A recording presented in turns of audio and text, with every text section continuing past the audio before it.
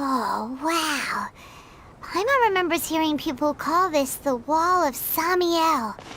It's made to block sandstorms from the outside.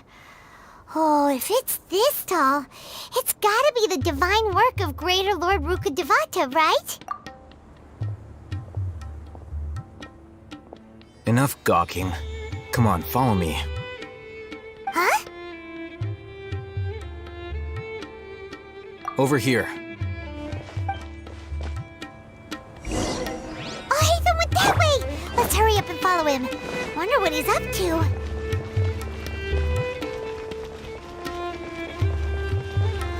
Travelers and visitors, don't miss out!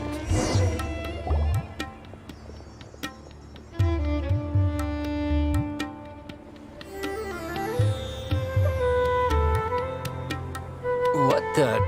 Where did he go? How did we lose them? They were just here a second ago. More Eremite mercenaries? Who are they working for this time? Anyway, Traveler, it seems like we were being followed again. You were too careless. You should have noticed those hopeless amateurs trailing you a long time ago. There's no need to thank me. I've never cared to keep track of personal favors. All I did was correct a mistake I happened to come across. It's a habit I developed at the academia. You really gave Paimon a scare, Alhaitham. We never thought we'd run into you here. Last time we met at Port Ormos, didn't you say you were going back to the academia? Wait, don't tell Paimon that you're here to take us back on their orders. Oh, so you've already landed yourselves on the academia's hit list. I can't say that I didn't expect it. However, had I wished to turn you over to the academia, don't you think you'd already be the Eremites' honored guests by now? Oh, right. You do have a point. I have no interest in running errands for that project. As a scholar, I've always belonged to the camp that promotes researcher autonomy. And these days, you're more fascinating than anything the sages can offer. Not quite. To tell you the truth, I'm still investigating the Divine Knowledge Capsule.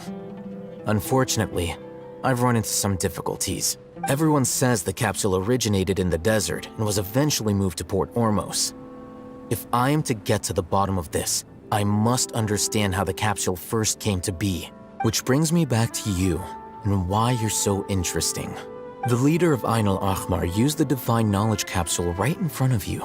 And upon seeing him, your expression became perplexed, and you were lost in thought for quite some time. To have that kind of reaction, I think you must have realized something. Are you interested at all in sharing what you've been hiding from me? Alhaitham, you really have a ridiculous eye for detail. What kind of person even notices or remembers stuff like that? So that's your answer. Well, I do work for the academia after all. So considering that, it is indeed wise to keep your cards close to your chest. But that does prove you do have some undisclosed information about the Divine Knowledge Capsule. Am I right? No matter. Rather than simply learning the answers from you, I'd still prefer to investigate on my own. Speaking of, you two are also headed to the desert? That's right! We have the same plan as you! But we don't really have any concrete goals at the moment. Then I'd suggest starting with Aru Village. It's the largest settlement in the desert, so it'll probably have more resources and intel than anywhere else.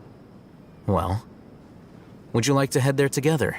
It's always better to travel with someone you know. Let's go!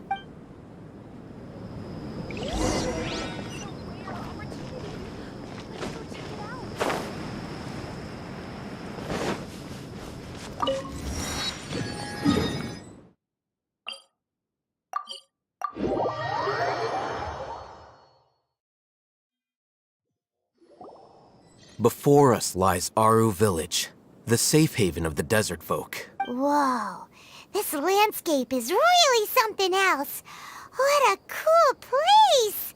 Let's go check it out!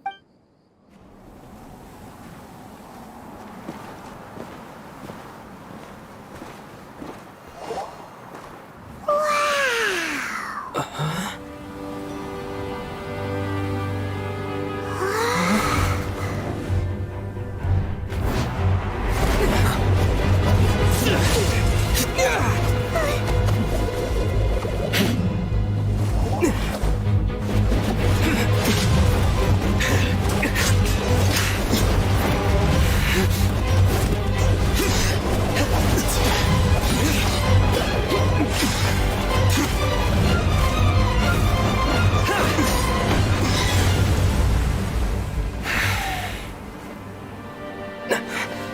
Sino.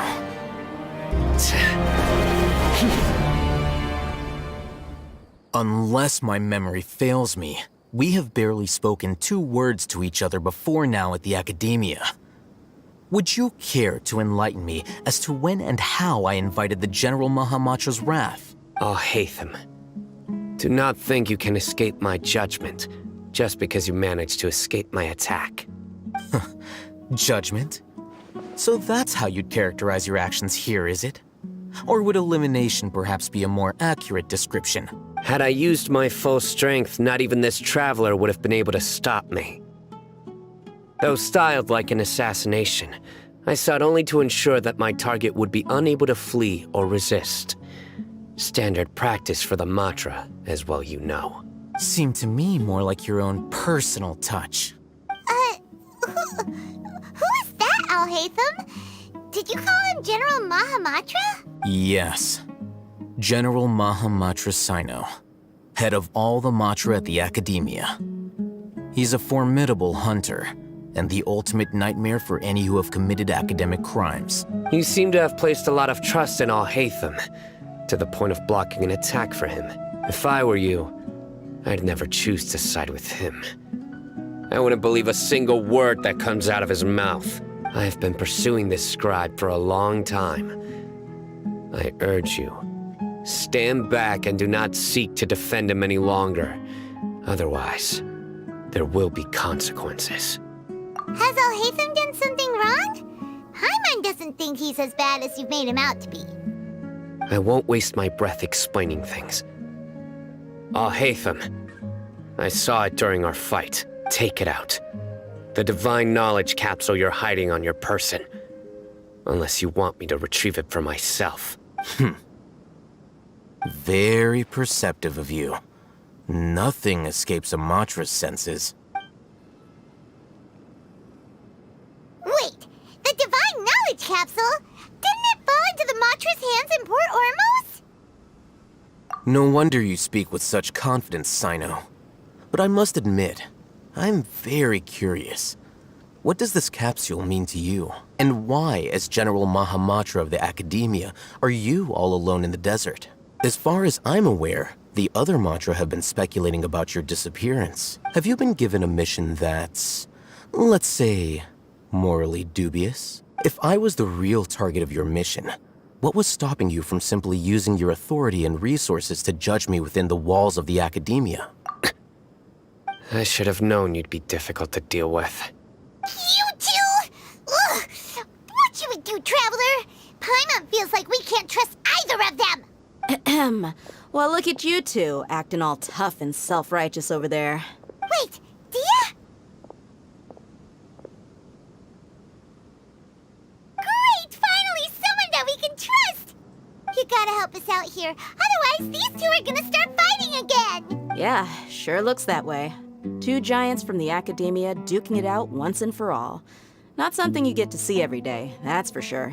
Listen, I know you academic types love to fill up your big brains with self-righteous morality and lord your empty rules and virtues over each other. But how dare you bring your petty disputes into the safe haven of Aru Village? It seems like someone's gonna have to beat some sense into your thick skulls until you finally learn to respect these grounds.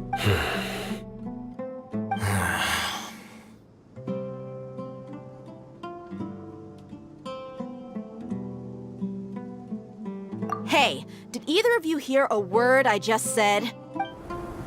Whoa, what's going on? The wind's so strong! Is this a sandstorm? Paimon's gonna get blown away!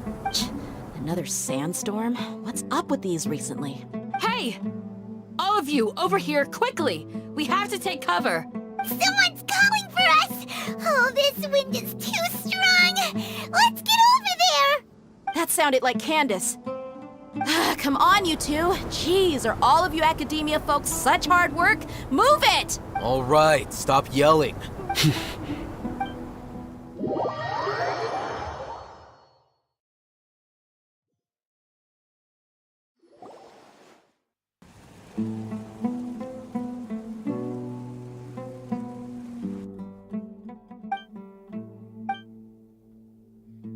Well, this is pretty awkward.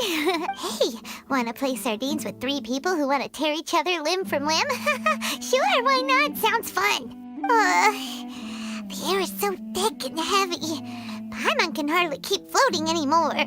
My sincere apologies, everyone. This is the home of our village chief. I will have to ask you to make do with this small room until the sandstorm dies down. Please, let me introduce myself. I am Candace, protector of Aru Village. Our savior has come at last! Nice to meet you, Candace. The name's Paimon. Thank you so much for helping us. There's no need to thank me. It's only right to help each other when the weather gets rough. Wow, she's so gentle and caring, like a nice older sister. Unlike those guys over there. All right, now that we're all better acquainted, we should return to the topic at hand. As a guardian charged with the responsibility to protect my fellow villagers from harm, I was observing your conflict from afar, even before the sandstorm started. And now that you have set foot within our village itself, it is all the more my responsibility to make absolutely sure that you pose no threat whatsoever to us. So please, have an honest and sincere conversation with one another, and put your hostile feelings to rest. If anyone dares to start anything again while they are under this roof, I will not hesitate to send them out for some quality time with the creatures of the sandstorm. Oh, on second thought, Paimon may have misjudged Candace's character. And that goes for you too, Miss Dia. Do I make myself clear? All right, we got it, Candace. That's what I like to hear. So, which of you will begin? I was supposed to be a mediator, but I might have gotten a little too involved just now. Anyway, one of those two should probably start talking. Wait, that was you trying to be a mediator? I have nothing to hide, so there's no shame in explaining myself. While Al-Haytham wasn't wrong about the other Matra not knowing my whereabouts, it's not because I've been assigned a morally dubious mission. Rather, I've chosen to exile myself. Huh? Exile yourself? A little while ago, I discovered that there was data missing in the Academia's project planning and development files. What little they did report clearly did not match the project's actual progress. As General Mahamatra, I had the responsibility and authority to request an audit. However, to my surprise, the person responsible for the erroneous data was none other than Grand Sage Azar himself. I tried to investigate the issue myself before submitting a formal audit request, but I soon found that all leads and potential pieces of incriminating evidence were carefully concealed from me. I began to realize that they were cautious of me from the very beginning. Unsurprisingly, the Grand Sage rejected my audit request as soon as the submission reached his desk. He even said to me, "The power of the General Mahamatra is granted by the sages. You have no right to judge us." So they really are up to no good. I realized then that to the Grand Sage, the Matra are nothing more than tools for the sages to assert and maintain their control over knowledge. The vows that we took, the principles that we strive to uphold, they are meaningless to the Academia of today. I believed it would be wise to flee the Academia before the sages had a chance to take action against me.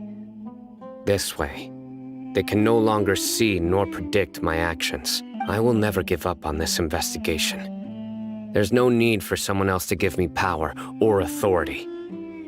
Once I find the truth, I will administer judgment by my own name. Sino seems to have the same goal as us. We're all investigating the sages. Plus, now that he's no longer the General Mahamatra, he somehow feels a lot less scary. Well, Sino, if that's your story, then why did you see Al-Haytham as a target?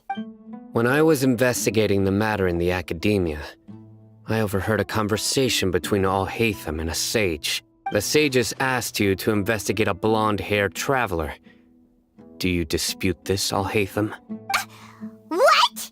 Like many parts of the project, this assignment was undocumented. Now throw in your suspicious behavior with a divine knowledge capsule, and I think we deserve an explanation. Yes. I was indeed tasked with investigating the Traveler. After all, the promised reward was so great that hardly any scholar could have refused. The sage told me, once you've completed this assignment, I can give you a glimpse of divine knowledge. A most enticing offer. Unfortunately, those academics don't know me at all. Their words contained one key piece of information, namely that divine knowledge indeed exists. That gave me all I needed to know. From my perspective, the sages are far from trustworthy. Think about it.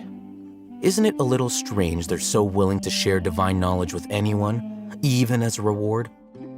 So, I began my own investigation following the lead of the divine knowledge capsule. In the end, I realized my wisdom in committing to this rather than collaborating with the sages. Had I been less guarded, I probably would have ended up like that Ain al-Ahmar mercenary, incapable of remaining sane for long enough to hold a conversation. You mean that the sages originally planned to dispose of you, using one of those capsules that drive people insane? I'd already given up on the assignment by then. I only told the Academia I was waiting in Port Ormos for you to appear so they wouldn't suspect anything. So it came as quite a surprise when I encountered my erstwhile target while investigating the Divine Knowledge Capsule.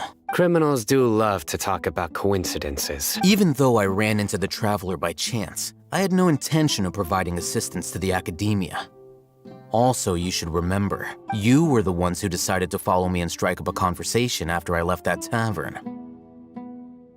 That's true. Al-Haytham helped us out at Caravan Rebat as well. Maybe he's telling the truth. I'm willing to apologize, if that's worth anything to you. I took the Divine Knowledge Capsule behind your back because I judged its existence to be a significant risk. I felt that it would be best for no one to interact with it before it had been properly studied. After all, curiosity often proves to be the most dangerous thing in this land. You should be well aware, Scribe Al-Haytham, that curiosity can also lead you to danger and suspicion. Answer me this. Did the sages share any information about their project with you? Have I not made myself clear? You and I are both distrusted by the Academia. Do you really think they would tell me anything? Fine. Although you haven't completely proven your innocence, I won't regard you as an enemy, for now. As you wish. Good. I'm glad to see you two clearing up your misunderstandings. And now you, Dia. I believe it's your turn. Oh, sorry. Whatever the boys were talking about must have been so boring that I spaced out. My situation is pretty straightforward.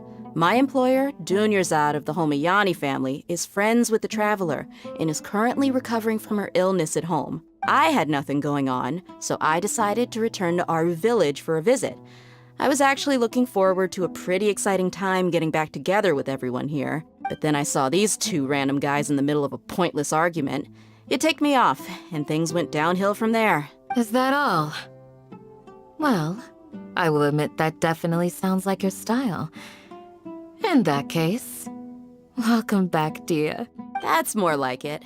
I missed you all so much, Candace. Whoa! What was that sound? No need to worry. Now that you're no longer at each other's throats, please make yourselves at home. I'll take a quick trip outside to clear out some of those creatures in the sandstorm. Creatures? In the sandstorm? Are you sure you don't want some backup? Fighting in a sandstorm is not for the faint-hearted. Anyone without extensive training in these conditions is at a disadvantage. You needn't worry. Yeah, just leave him to Candace. Don't worry, she's as tough as they come.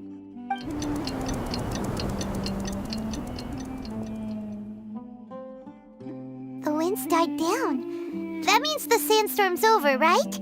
Candace still isn't back yet, though. Is she alright? Maybe we should go out and check on her. When you put it that way, even I'm starting to feel a little worried. All right, let's go. We've been here long enough, and the boys are as chatty as the floor.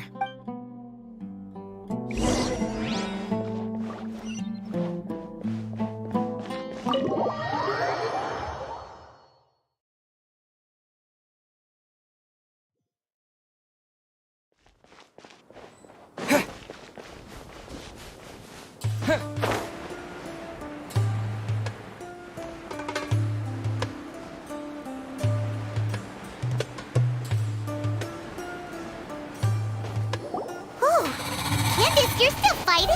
You've been out here dealing with these creatures the entire time? Yes. They just keep coming in waves. I've lost count of how many I've defeated. Before I realized it, even the sandstorm had stopped. Ah, here comes another wave! Leave this round to us. I got interrupted earlier, but now I have something to take my anger out on. It's been quite a while since I've seen the Flame Mane in action. I'll leave these to you then. I'll be sure to put on a good show. Let's go!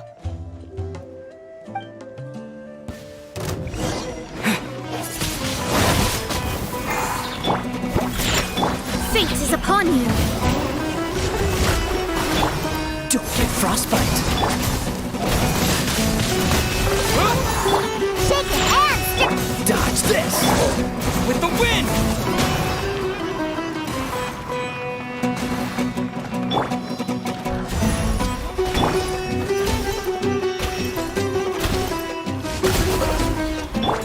Freeze! Look at you, Boomtown!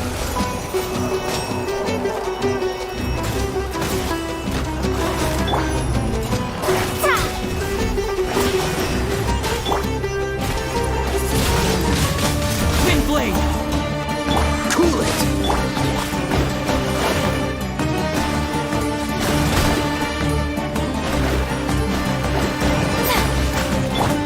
Oh, so sorry.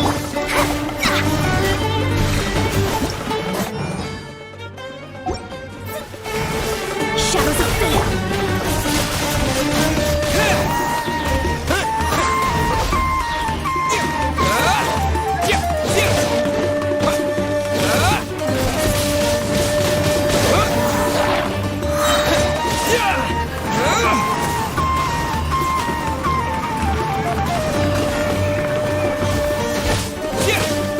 Shake hands, stir!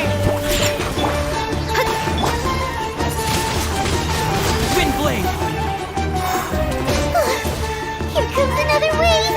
When are they ever gonna let up?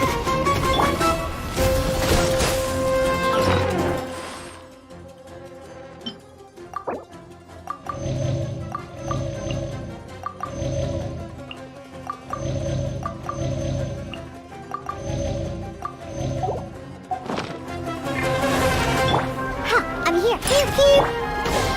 Written in the stars! Let me scribe! Freeze!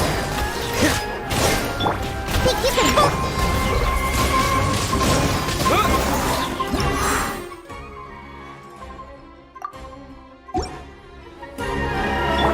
Dodge this! This moment will be frozen. Can't handle your dream! Wind blade! With the wind!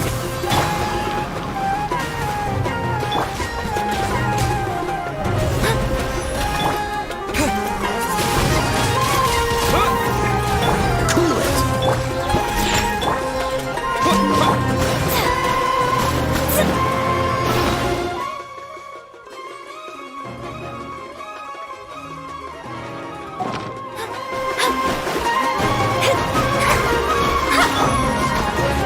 Dodge this!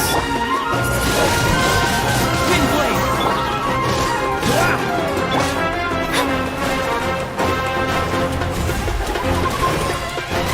Cool it! I'm a rock! Shake hands!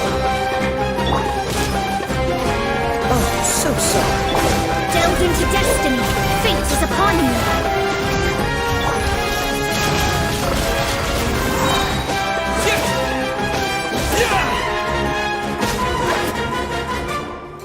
The creatures stopped appearing. Was that the last of them? What we fought just now was probably the aftermath of the sandstorm. So we should be safe for the time being. Well fought, everyone. No injuries, I hope. Huh? Who are you? Ah, My apologies. I haven't had a chance to greet you yet. I had my hands full taking care of the village's elderly and children. I am the chief of Aru Village. Everyone usually calls me Uncle Anpu. Sir, I am also originally from the desert, but I have not been back for some time now. May I ask if such sandstorms are common? I can't say they've always been common, but recently the storms have become increasingly severe and frequent. Besides sandstorms, we also occasionally get earthquakes. According to an investigator who stayed in the village a while ago, these unusual natural phenomena are related to the withering of Irminsul. Another effect of Irminsul's withering. So, Irminsul's withering causes withering zones in the forest, and sandstorms and earthquakes here in the desert? Everything in the natural world is inextricably connected to Irminsul. These regional symptoms can indeed be a reflection of Irminsul's present state. Everyone in Aru Village needs to take good care of themselves. Speaking of which, why haven't I seen a single village keeper since I got here? Village keeper? Who are they? Village guards like Candace? Does your curiosity know no bounds? Village Keeper is how Aru Village refers to mad scholars exiled here by the academia. Most of them are scholars who lost their sanity after a period of training in the Avidia forest. The academia believes that their crazed mutterings may have a negative effect on the psyches of other scholars.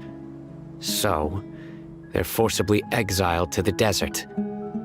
Though if you ask me, it's all a boatload of nonsense. Alas, that's exactly what we've been trying to investigate. One by one, the village keepers have been mysteriously disappearing without a trace, but no one in the village has ever seen them leave. If you're planning to stay around the village for the next few days, I'd appreciate it if you could keep an eye out for them. I've had encounters with those people in the past. I'll see what I can do to help. The Matra are the ones responsible for their exile. Now that you're no longer with them, are you trying to alleviate your guilt and atone for your past sins?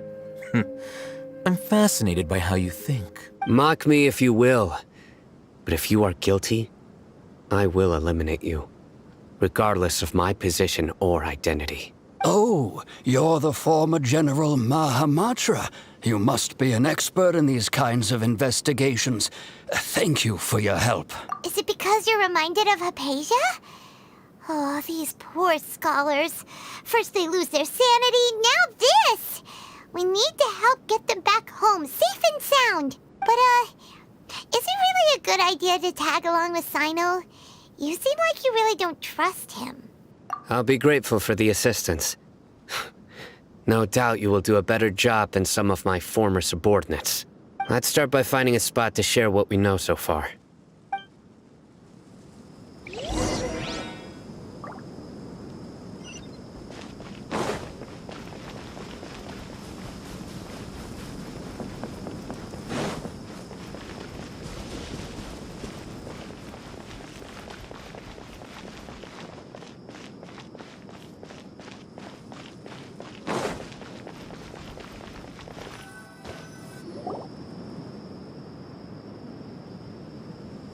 Although I've sent myself into exile, I'm still doing essentially the same things as before. Do you still have any questions for me before we start our investigation? One of my former subordinates told me that this title has its origins in a strange incident. The academia has long exiled mad scholars to Aru Village. A mysterious phenomenon exists here. When mad scholars first arrive, they are as incoherent and deranged as before. But after spending some time here, they invariably begin to calm down. Initially, the people of Aru Village greatly resented having to take in the mad scholars. But a strange incident one night changed that. Aru Village was struck by the strongest earthquake in living memory. Seeing buildings on the verge of collapse all around him, the then chief of the village was preparing to take everyone to safety. Suddenly, he noticed a mad scholar crouching in a corner, caressing the ground with his hands. A soft, green light radiated from him, like a divine glow against the backdrop of night. Despite the powerful tremors that ripped through the ground that night, all the houses remained upright, almost as if they had grown roots reaching deep into the ground. In the end, not a single building collapsed, and no one was hurt. After that, the people of Aru village treated the mad scholars with greater kindness, and began to refer to them as the village keepers. The soft green light? A mad scholar protecting Aru village? What do you make of it, Traveler? Paimon thinks so too. Actually, Sino, do you know if any of the mad scholars continued to wear their Akasha terminals at Aru village? In theory, they would continue wearing them so the academia could still monitor their activities. With that said, the main Akasha system would no longer have any interaction with them. Oh, no wonder! Everything makes sense then! Add in the fact that they calmed down, it was probably Nahida who calmed them. If you are able to draw a conclusion from this one story alone, then it appears you possess much more information than I do. So, what do you make of the story? Really? Lesser Lord Kusanali. What? You don't believe us? Lesser Lord Kusanali was definitely using the Akasha to give her power to the mad scholars! No, it's not so much that I don't believe you. I'm just struck by your reasoning. Lesser Lord Kusanali, the current Dendro Archon. Is she really active in Sumeru? The Academia has always placed far greater importance on the late Greater Lord Rukkhadevata. They've more or less ignored Lesser Lord Kusanali, and I've never had any reason to doubt their views. In addition, I've never heard any stories about Lesser Lord Kusanali and her deeds. To me, she might as well have been a god that never existed. No way! Nahida definitely exists! She's a... How should Paimon put it? She's a good Archon who's kind and wise, even if she says weird stuff sometimes. I've spent many years interrogating criminals, so I can easily tell when someone is lying. Good! Then you should know that we're telling the truth. That look in your eyes. I've never seen that from a liar. You two really must have met Lesser Lord Kusanali. How can this be? To think, our Archon has been amongst us this entire time. All right, now it's our turn to put our skills to good use for this investigation. But easier said than done, especially since we don't have any leads. Maybe we can start by knocking on some doors. Excuse me, are you here to help me find my grandpa? Huh? Who are you? By the sounds of it, a resident of this village. My name is Isak. You'll help me find my grandpa, right? Is your grandpa a mad scholar? Hey, don't say that. Grandpa is just Grandpa. Why do you have to call him that? It's not like he's a bad person or anything. The person you're referring to is not a local, yet you are. Why do you call him Grandpa? Grandpa is just Grandpa. He's my family. I heard everything you said to the village chief. Please, you gotta take me with you. I want to find my grandpa. I swear I'll help. I won't be a nuisance. Ah, so you're the one who was eavesdropping on us around the village chief's house. I was planning to go out and take care of whoever it was, but I had a vague feeling that they didn't harbor any ill intent. Whoa. Hatham wasn't kidding about Matra having sharp senses. Sino, he's just a kid. All he wants is to find his grandpa. Let's find a way to help him. Sorry. I was only listening in because I wanted to know where Grandpa went. Honest. If you don't believe me, you can ask Miss Candace. All right. But first, let's confirm the facts with Candace.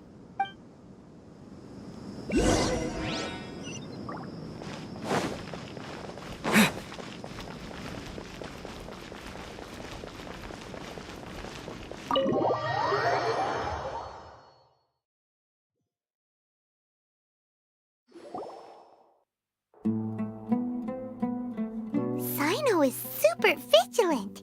Is this what all the Matra are like? Ah, you're back already.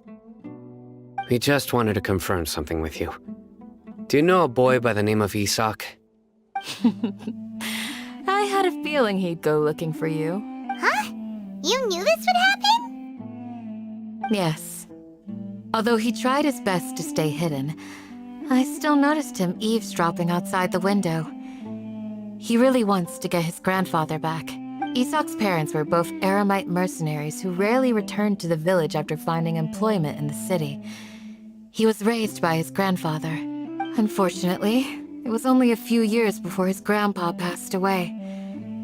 Isak was still very young at the time, so various families in the village took turns caring for him so he could survive. Later, an elderly mad scholar arrived at the village.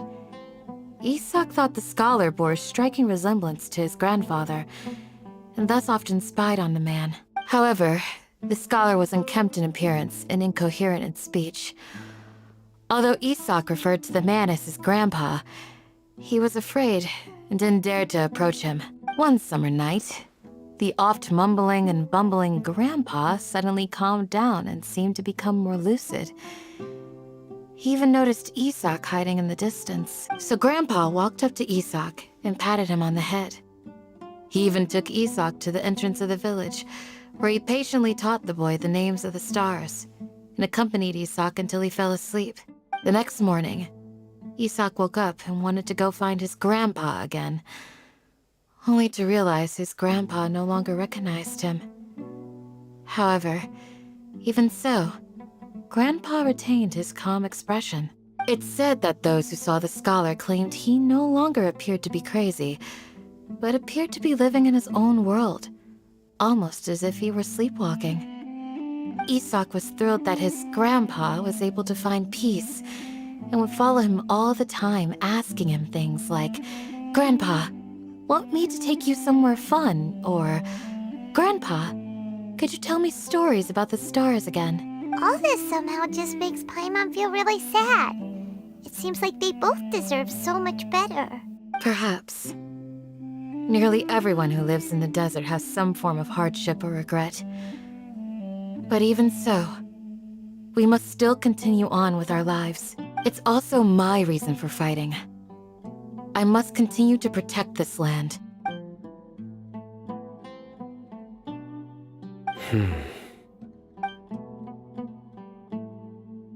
Maybe the people have always had a considerate god watching over them. Huh? What did you say, Sino? No, nothing. As long as Isak keeps his word and doesn't get in our way, we can take him along. Perhaps you are more compassionate than I gave you credit for. Please accept my thanks on Isak's behalf, Sino.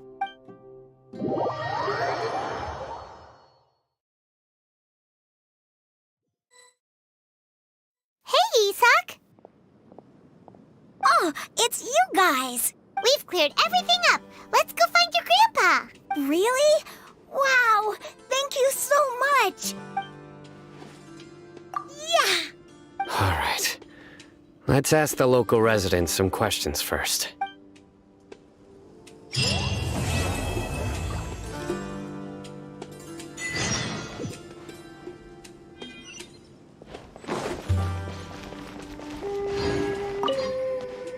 Excuse me, did you happen to see where the missing scholars went? You mean the village keepers? Oh, let me think. When I was eating dinner the other day, I saw one of them by the side of the road, muttering away and eating mushrooms and tree roots. They shouldn't go around eating that kind of stuff. Okay. Did you notice anything else? Anything else? No, I think that's all I have to tell you. Sorry.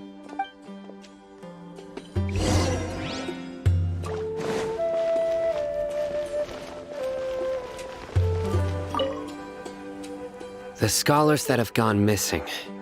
Have you seen them? Those eyes. Those fierce eyes. You look like a real fighter. Don't change the subject. Right. You were asking about the mad scholars. I think it's been a few days since I last saw them. I usually go to bed pretty early, so I'm not too familiar with what goes on at night. But honestly, I feel quite sympathetic towards them. Even though they act a little strange, they've helped me in the past. If it weren't for them, my house would have collapsed long ago. Do you also think Grandpa and the others are good people? Grandpa? Oh, hello there. It's little Isak. You mean that nice man who looks like your grandpa's long-lost twin, right? He was actually the one who protected my house. I saw it with my own eyes. He happened to be staying near my house that day and was doing something with his hands on the ground. It still feels pretty surreal now that I think back on it.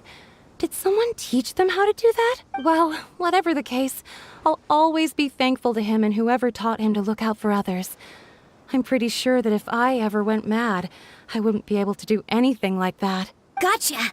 Thank you.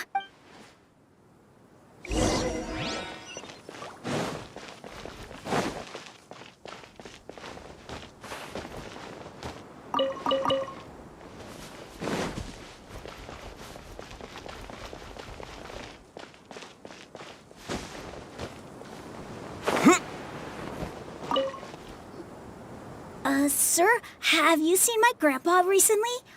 You know, the one who likes to sit and space out near the village entrance. Oh, well, if it isn't Isak. Oh, your grandpa, huh? It's been a while. The last time I saw him, he was spacing out by the road as usual. I went and asked him if he'd like any of the food I had prepared, despite my wife's protests. Like many people, she's really quite terrified of them.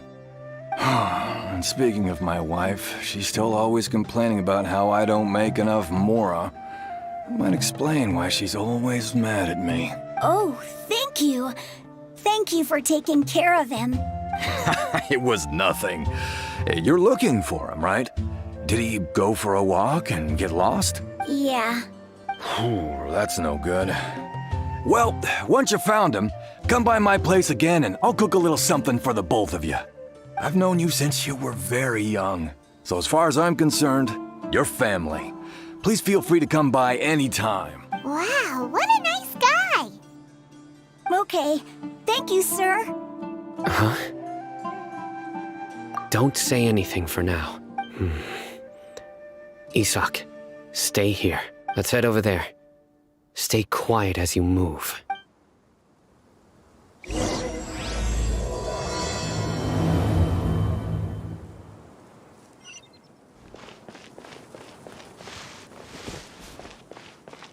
I hope I can be as cool as Candace one day.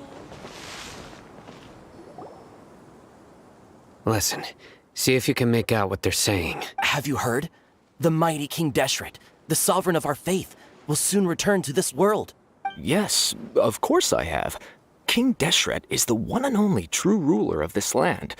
I've never believed in any other gods. Still, you say he's coming back, but it sure doesn't feel like life's about to change around here anytime soon.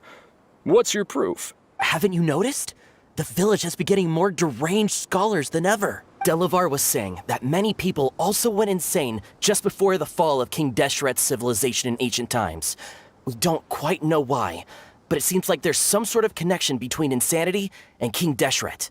Isn't it a sign of King Genshit's power that all the mad scholars have disappeared? If you ask me, they must have been chosen as the final sacrifice for King Genshit's resurrection. Huh. Now that you say it, that does make some sense. Does this mean our lives are finally going to take a turn for the better? Exactly. Those city folks will get what's coming to them. Now, repeat everything you've just said from the very beginning. Huh? Who are you? Where did you come from? My patience is running thin. You heard what I asked.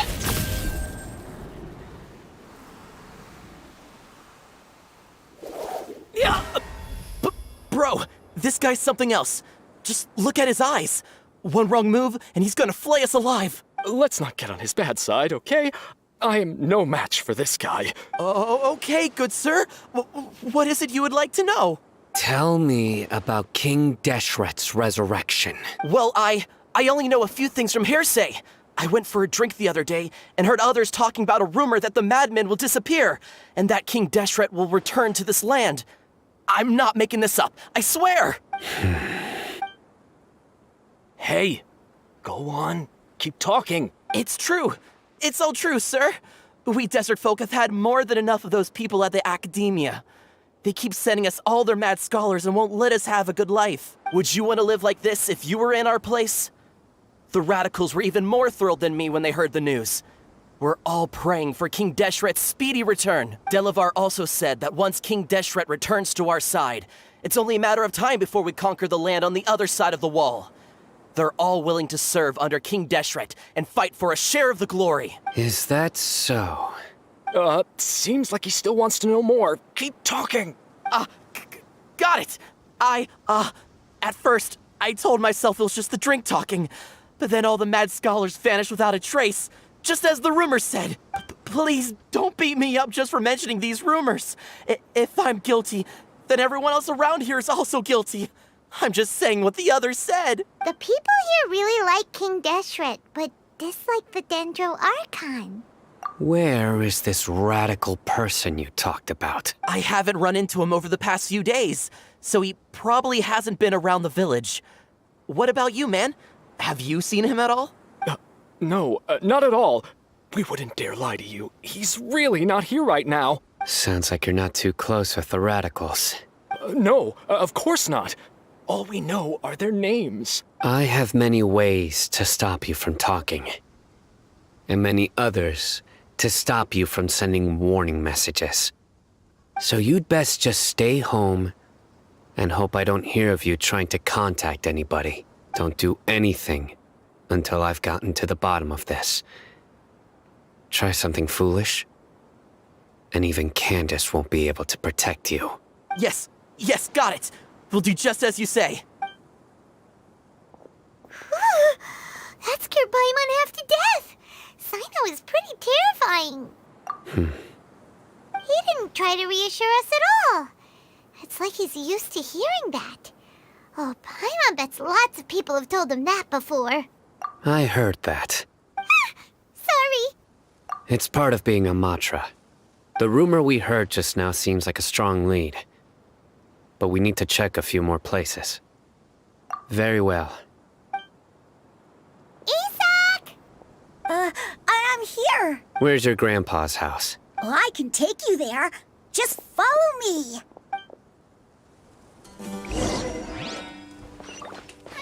Join the Eremites and embrace a wonderful new life.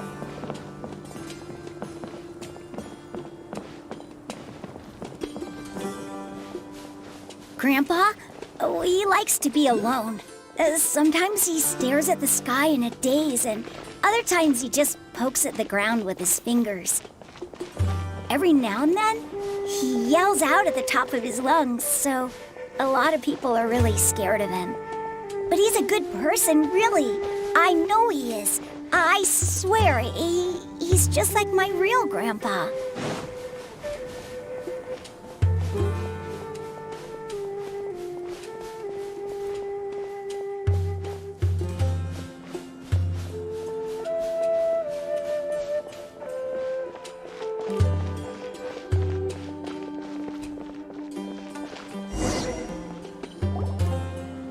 This is where Grandpa usually stays. There sure isn't much here. No. Incense? Please don't say it's the same one as before. But are you okay? Are you getting dizzy or need to lie down? There's a scent that you can sense, but I can't. A certain traveler here once passed out from that smell. Thankfully, Tainari saved the day. And then he gave us a long lecture to explain all about how it worked. So, you know Tainari? Huh? You know him too? Are you two friends? Yes. Now that I concentrate, I can also make out the scent of incense. Wait, surely Tainari didn't lecture you too? No. No need. Did you first encounter this scent at Tainari's house? In the forest. From a scholar.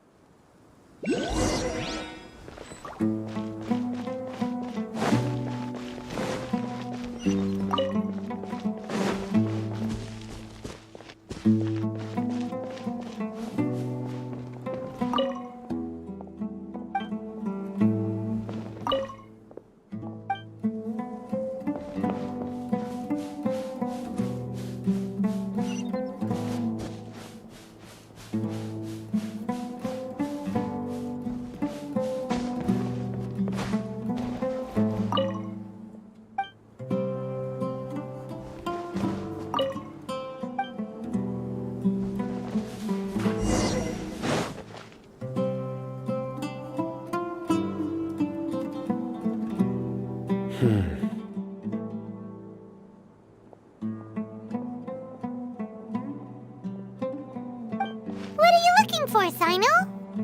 Here it is. Take a look right here. Paimon doesn't see anything. Although the traces have been completely buried in the sand, there are footprints here, from the size and shape. They belong to an adult male. This pattern is a common one from this area. Local shoes. This was probably someone from the village. The scent is quite faint, but still extant.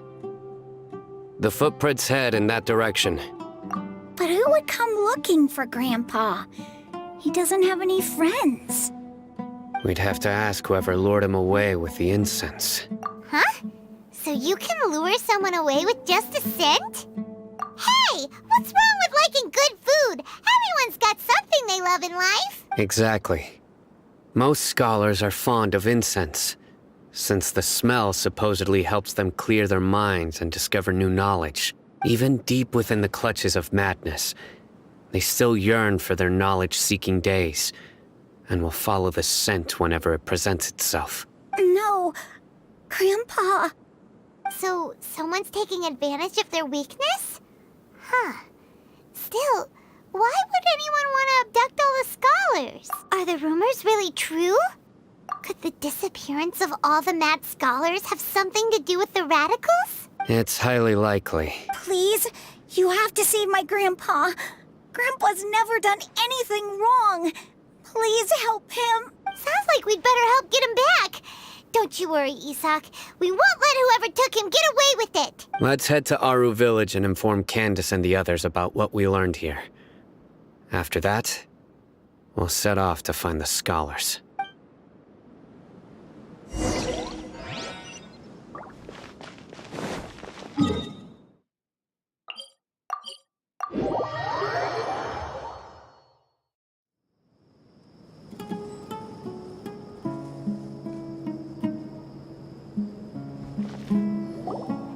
Right. The darker fabric definitely looks a lot better. That'd be my choice, too. We're back, Candace! We've got a lot to tell you. Ah, welcome back. Sounds like everyone's friends already. Oh, Dia's here too! You bet. So, everything goes smoothly? Reasonably. Alhaitham didn't go with you? We haven't seen him at all. Huh.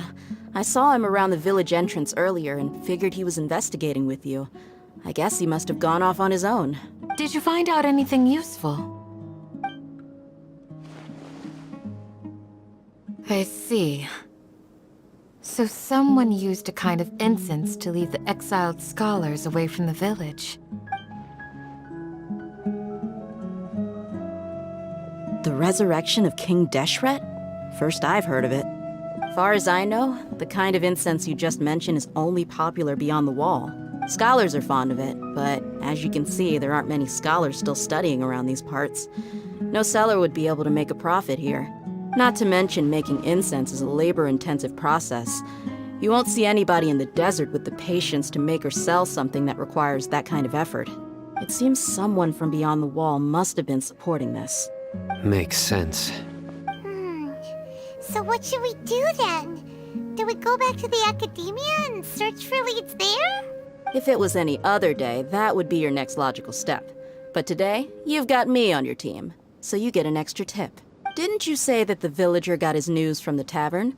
Well, I also like to drink at the tavern, so I know a thing or two about these radicals he mentioned. If Paimon remembers correctly, the leader of the radicals is some guy called Delavar. Ah, yeah. Delavar, the scar-riddled bandit, Engur, the wide-eyed butcher, and Jabari, the duck-tailed bearded crook. The whole lot of them are known around these parts. These guys have one thing in common, and that's being broke. The rougher life gets, the more they want to believe in King Deshret. Way they see it, King Deshret's resurrection is their only chance at overthrowing the academia. Throwing all of Sumeru into chaos is the only way to change the way of life here in the desert. Anyway, that's my guess why they've chosen to become radicals. Tia! You're amazing! You really know this place inside and out!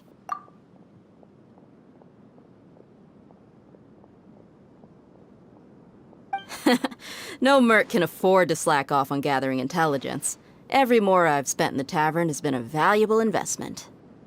Let's head out. Now hold on, you're staying right here, Sino. Why? Aru Village is not a big place. Outsiders stand out here like a sore thumb. I'd bet word about you has already gotten out. The desert is unforgiving, so the way of life here is also a lot tougher than on the outside of the wall. You survive on making connections out here.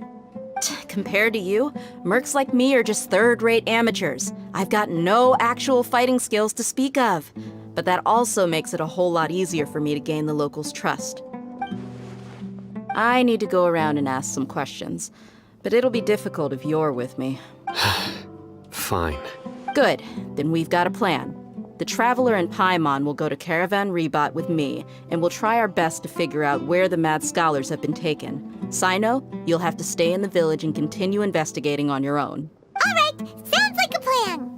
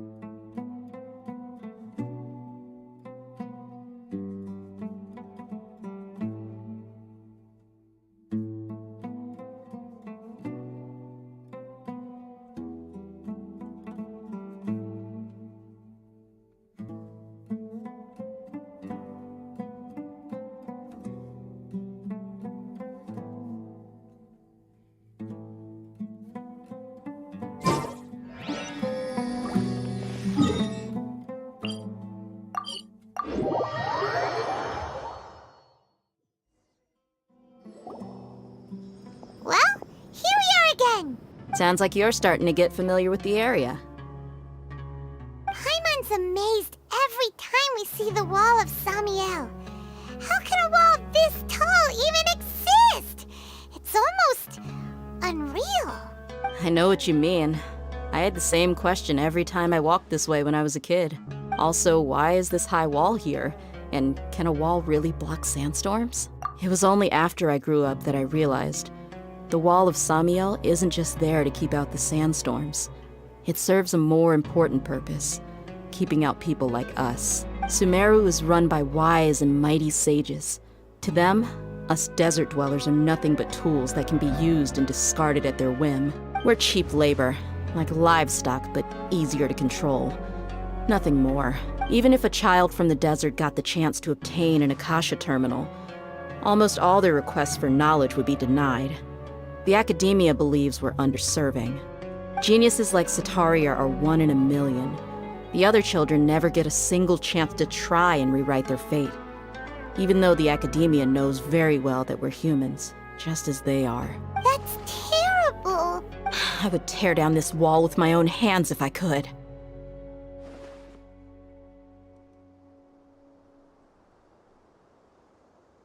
Hey, Dia. You're not thinking about doing anything scary, are you? No, not at all. This place just gets me thinking, that's all. Besides, we're here to procure information, aren't we?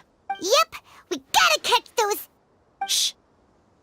Caravan Rebot is crawling with people, so be careful what you say. We don't want anyone to find out what we're here for. Our mission started the moment we arrived here. Let's go check out the tavern. Maybe we'll find someone I know.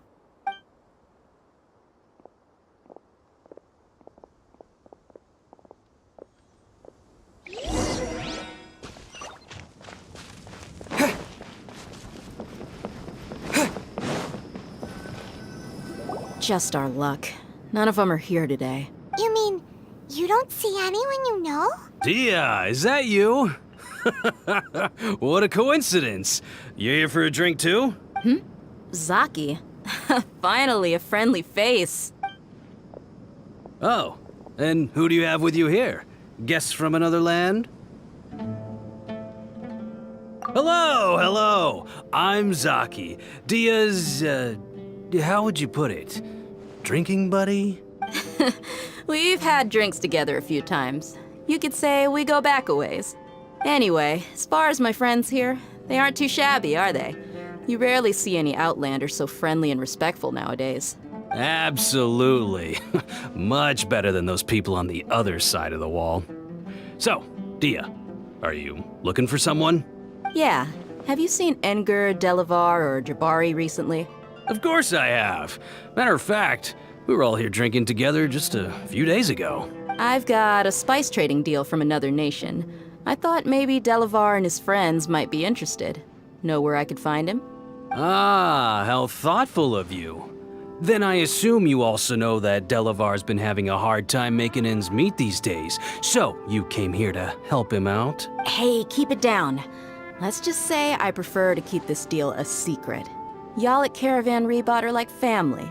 If there's more to be made, why not do it together? Besides, Delavar and his friends have muscle. They'd be a good fit for escorting the goods. Yes, how considerate of you. Delavar's my friend too, so of course I can take you to him. Come with me.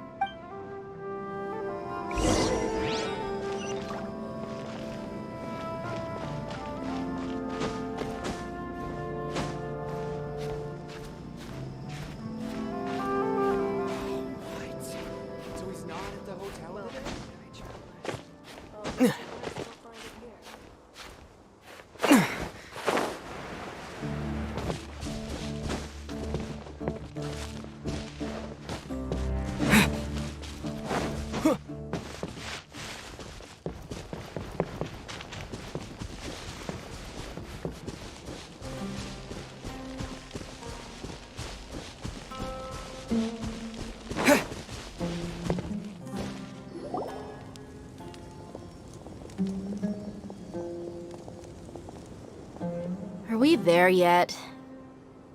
Yep, this is the place. This place is practically deserted. What are they doing in a place like this?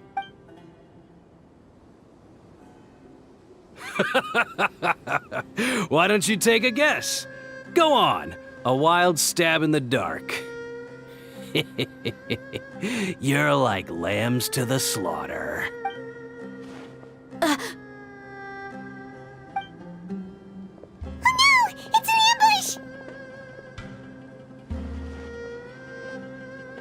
ambush! What's this all about, Zaki? Come on, Dia. You really think we didn't hear about what you said back in Aru village? The boys have kept a close eye on you from the moment you set foot there. Not only do I know that you're looking for Delavar, I also know that you've teamed up with people from the Academia to look for the missing scholars. So, you've been watching us from the very beginning? Uh-oh. Paimon knew leaving Sino behind was a mistake! And you left the strongest one in the village, didn't you? Who do you think you are? You really thought we'd fall for your little business deal nonsense? So you and Delavar have been partners all along. Dia, I guess it's only natural for a traveling mercenary like you to be out of the loop. Those of us who hang around the tavern have stronger bonds than you think. But you got one thing right. We're all looking forward to an uprising in Sumeru. There's nothing more we'd like to see than the desert folk overthrowing the Academia. If that's the case, then I'm sure Delavar wouldn't miss a second of it. I'll be honest with you. If it weren't for what you said in the village, your little monologue about the Wall of Samiel would have convinced me that you're one of us. Delavar. And Enger, you're here too, huh? Long time no see, Miss Mercenary. You should have known the traitors are what us followers of King Deshret despise the most. Dia, I thought that you, a fellow desert dweller, would understand why King Deshret is greater than the Dendro Archon. Little did I know, you don't deserve to join us. Yeah, gee, what a missed opportunity. Adopting radical views and kidnapping innocent scholars, all because of some baseless rumors. Anything else I'm missing out on? See? There you have it.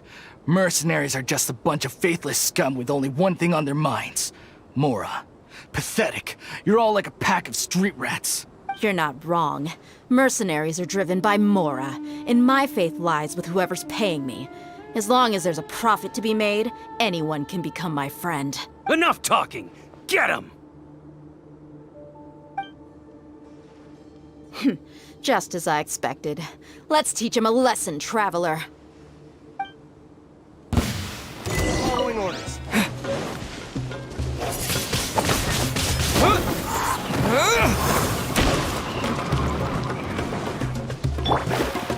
Let me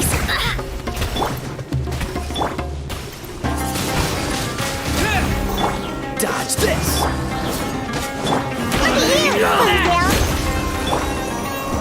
Shadows of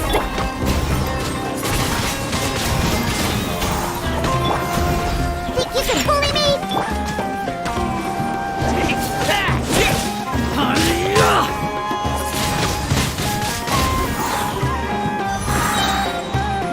With the wind! Let me scry! Cool it!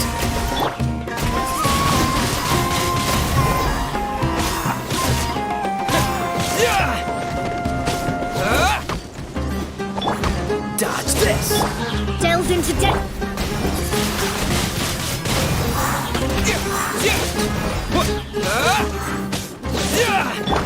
Written in the stars! Cool it! Don't get frostbite! Shadows of Disappear!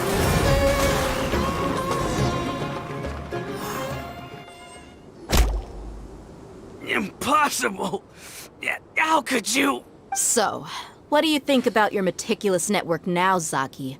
How did you say it? It's only natural for a traveling mercenary like me to be out of the loop. I'm guessing your informant told you that I'm just an incompetent merc with no real fighting skills, correct? I mean, that is what I said after all.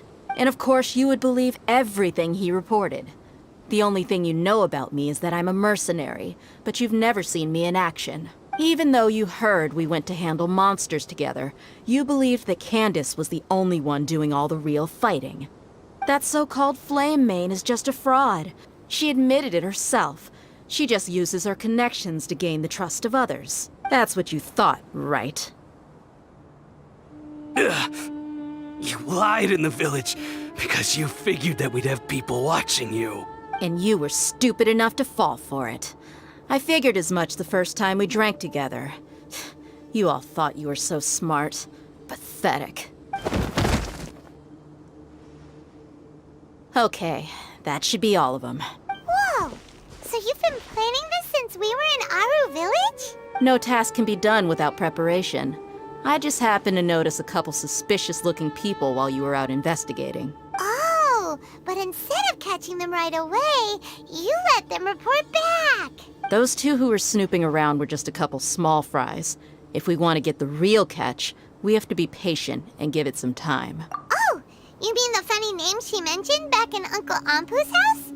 The wide-eyed butcher, scar-riddled bandit, Paimon can't remember them all. That's just a bunch of drunk talk. Edgar and Delavar like to talk themselves up when they're drinking.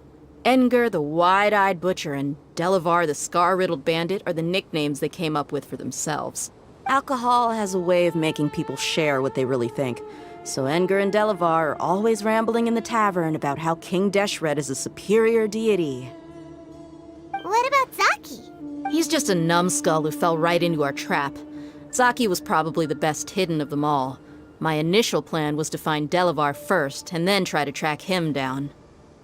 That's what you wanted to ask when we were at Uncle Anpu's house, right? Jabari is one of the villagers you talked to. You know, the one who wanted to treat Isak and his grandpa to some food. Wait, so he's a radical too? No, he isn't. I just needed to tack on a random villager name to make the eavesdropper think that I was making some wild guesses based on my impressions. Wow, what a genius idea! Well, that's an expert mercenary for you. Ah, you're too kind. It was straight from the usual playbook, if I'm honest. So, that thing you were saying before, is it really true? About what? About how mercenaries only care about Mora, and that anyone's a friend as long as there's a profit. Does that bother you? What makes you so sure? Dia, do you dislike the Dendro Archon like the other desert folk? You two are pretty sharp. No, I don't have anything against the Dendro Archon.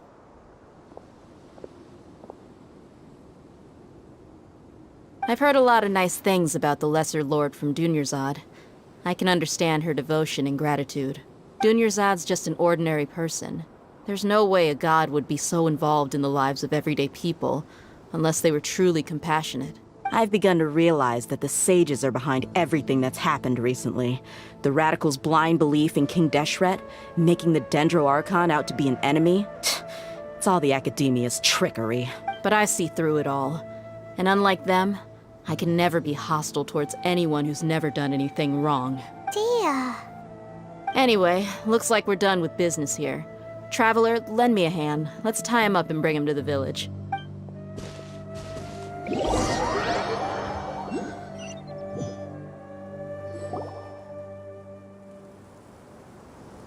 This should be all of them. I'll let you take it from here. All right. I'll be in touch. Until then, please stand by. Candace, do you need any help? Candace will be okay on her own. I trust her, so you can too. She's been guarding Aru Village for quite some time now. If anyone is qualified to question the offenders, it's her. While I'm questioning them, why don't you pass some time by exploring the area? I'll meet you back here tomorrow morning, Traveler. As for these idiots, let's just hope they live to see another day.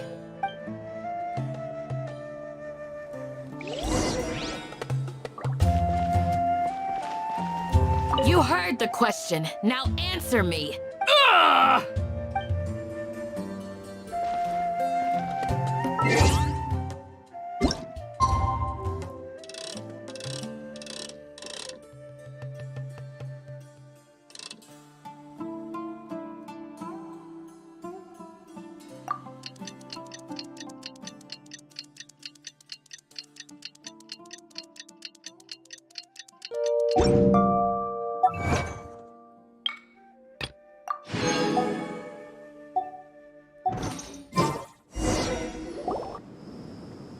Hey, Dia!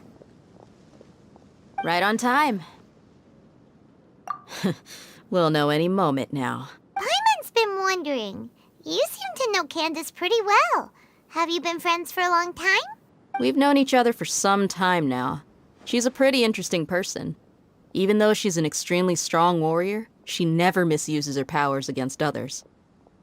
Oh, Paimon knows what you mean. Like a lot of martial artists say, never take the fight outside the ring. Yep, I guess you can put it that way. It takes strong convictions to be as dedicated as she is, and shoulder that kind of responsibility. Us mercs, on the other hand, we pretty much live from one day to the next. Well, Paimon thinks you're great too. Really? Thanks for that.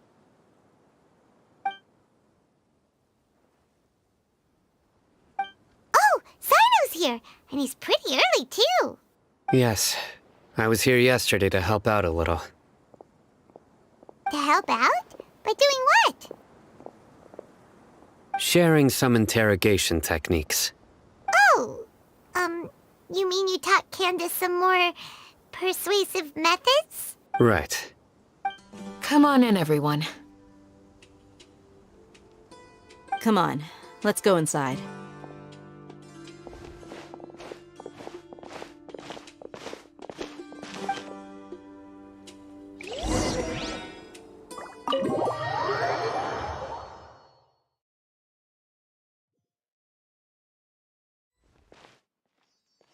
Candace, where? Whoa, you look furious. Do I? Huh. What gave it away? Oh, there's no mask that can hide true bloodlust. Cover up your eyes, and it'll still show itself at the corners of your mouth.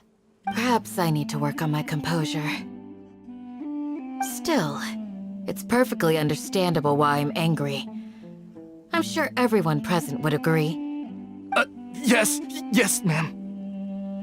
Please, don't beat us anymore. We're gonna die. Well, looks like Sino taught her well.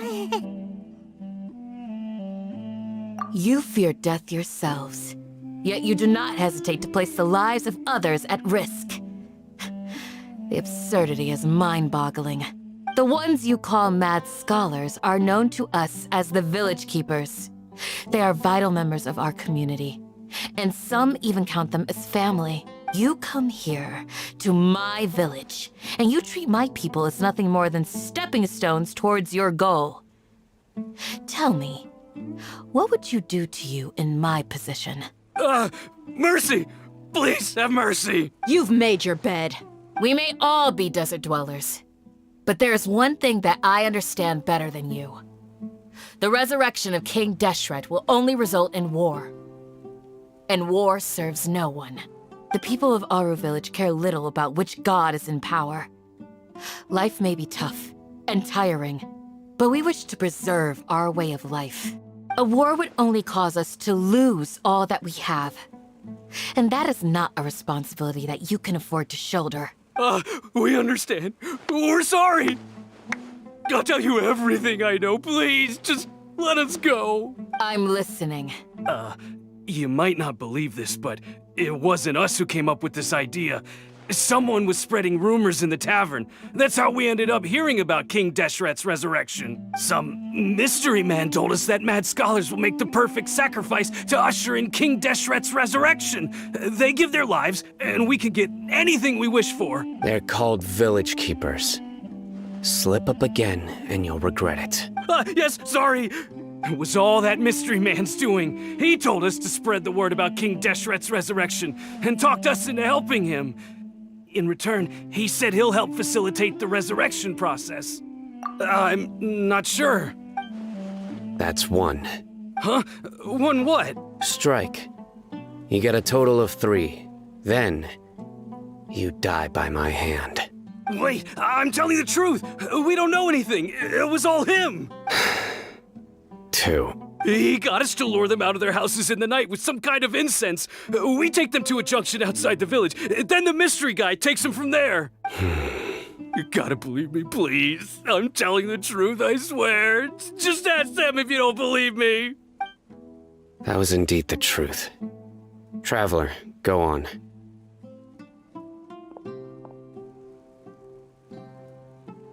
You have to believe me. If I knew that, I would have told you his name right away. I'm not risking another beating to keep his secrets. No way. That guy, he wears a cloak, and he's always careful to cover his face. He calls himself King Deshret's envoy. I believe I may know what's going on. Uncle Anpu? What do you mean?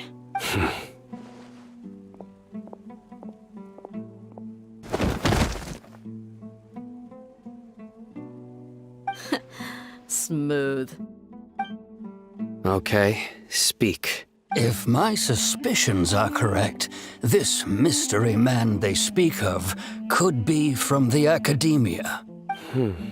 Some time ago, people from the Academia attempted to take the village keepers away. I refused, insisting that they are part of our community. It strikes me now that this secretive character shares the same goal they had. Which means it's highly likely that the Academia was purposely spreading a false rumor to trick the radicals into delivering the village keepers right into their hands. They were the ones who brought them here to begin with. Now they're trying to take them back? We aren't gonna let that happen. Not the Academia again. Just as I thought. But what could they want with the village keepers? People are nothing but tools in the eyes of the Academia. A change in their plans likely means they found another way to exploit the scholars. Regardless, our top priority now is locating the village keepers. You're right. Isak is still waiting for news on his grandpa. Time to go. Let's leave the village and try to track them down. Yes. Pack up and get ready to leave. You got it. Candace, I'll let you deal with the radicals. Leave everything outside the village to us. All right. Let's meet back here once everyone's ready.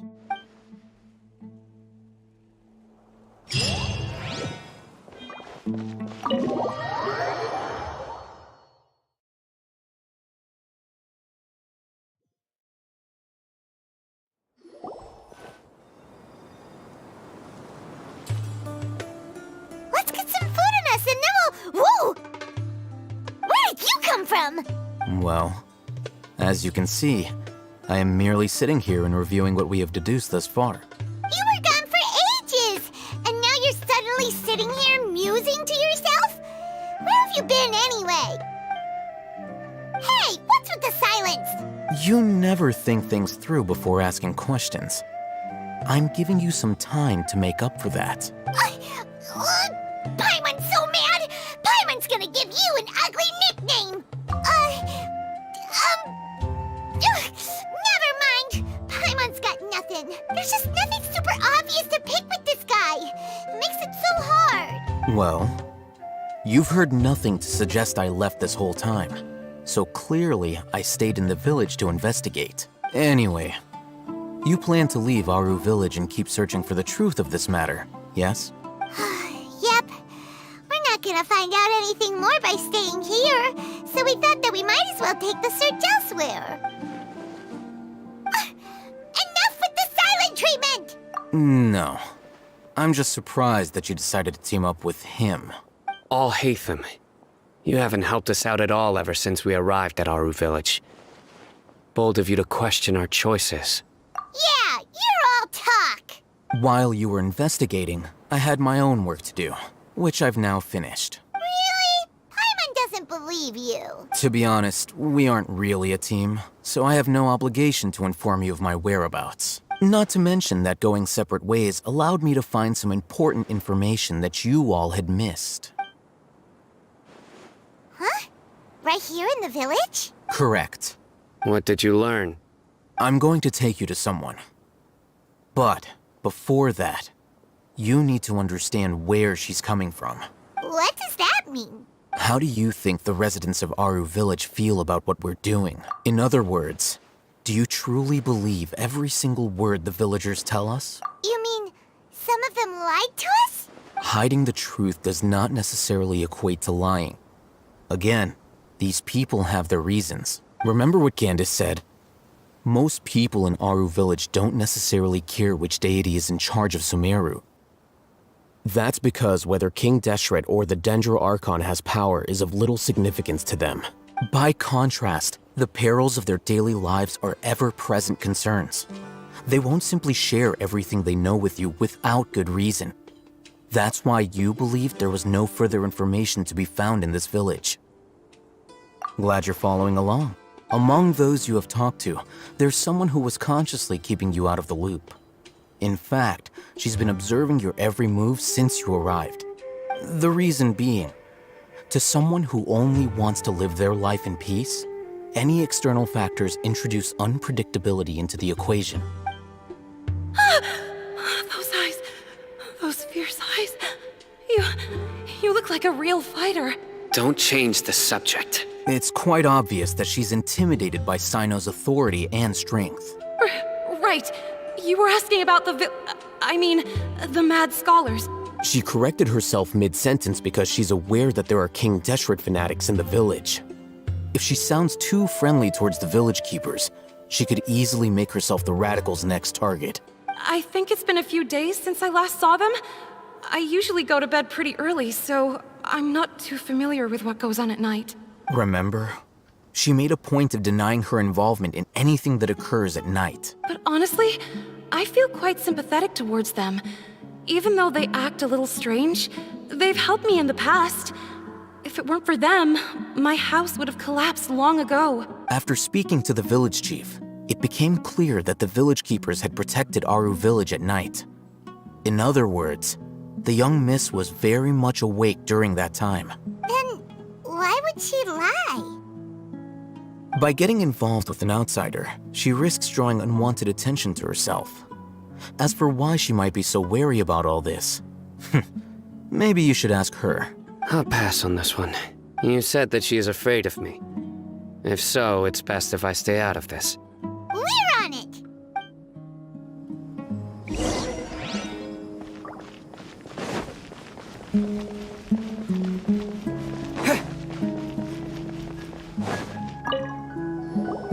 Miss Shawnee, as we discussed earlier, I've brought someone with me. Mr. Alhaitham, I'm aware of where you stand, but how can I make sure that your friends think the same as you? Huh? What do you mean? We need to clarify our stance or something? Go ahead and talk to her. You'll get the answers you want. Go on. Earn her trust. Is it really that simple? May I call you Traveler? Hi, Traveler. I want to ask you something. Do you think the resurrection of King Deshret can truly change Sumeru for the better? Why's that? That's very similar to what Miss Candace says. I know you two are friends. That's why I'm willing to talk to you, even though I do have some reservations. Before, I wouldn't even have the courage to ask something like this. Traveler, do you believe our lives will get better? Yeah! We came here from another nation, so it isn't wrong of you to be weary. And we aren't really residents of any one nation. But even so, we've met lots of people from different places, and we've always fought for what we believed in. We have friends in Sumeru, and we want to help them. That's why we decided to stay here for a while. I want to trust you. My apologies for posing my questions like that. To be honest, I didn't expect you to come back for more information. Alhaitham told us you have your reasons. It's okay. We understand. The fact is that only one side of my family is desert folk. I don't really fit in anywhere in Sumeru. Some believe in the Dendro Archon, while others believe in King Deshret. I don't belong to either side, and neither side would want me. Speaking of which, the radicals mentioned that they despise traitors. Do they just think that anyone who's different from them is a traitor? Yeah. Some people can be so narrow-minded when it comes to bloodline and beliefs. It makes no difference what I say or how I behave. I'll always be suspected of having ulterior motives. Slowly, I just stopped talking to people. I pretended not to hear or see anything. All I want is to live my life in peace. And then it happened. The village keepers who had helped me disappeared with no explanation, and I didn't dare breathe a word about it to anyone. Until now. You can tell them. I'm sure he'll keep your secret. All right. I'll tell you what I told Alhaitham. I actually have a sharper sense of hearing than most. Sometimes, I hear strange crying sounds in the night. There are ghosts? Perhaps. I'm not sure. It's faint, but it's definitely the sound of crying. It comes from far away in the distance, and always carries very raw emotion. It used to be louder and more frequent, but ever since you arrived in the village, it doesn't seem to happen as often, and when it does, it's much quieter. I have to focus really hard to make it out. I confirmed this with the guards on night duty. They also have someone with a good ear, and he's heard similar sounds at night. But, because we're in the middle of a desert, he would rather believe that they are the cries of beasts than ghosts. There's really nothing around these parts, except for an old hospital not far from the village. I think they used to use it for treating Elazar, but it's been abandoned for years. Yeah, let's go!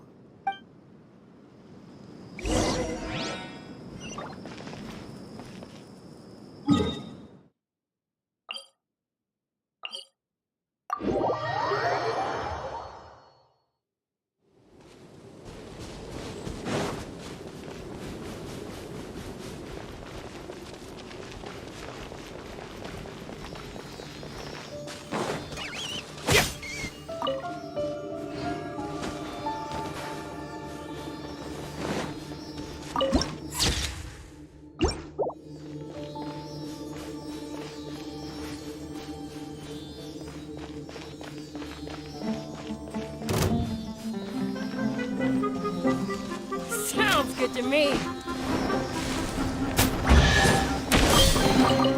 Is this... Oh, is this the place? It's in terrible shape. Ah, monsters, watch out!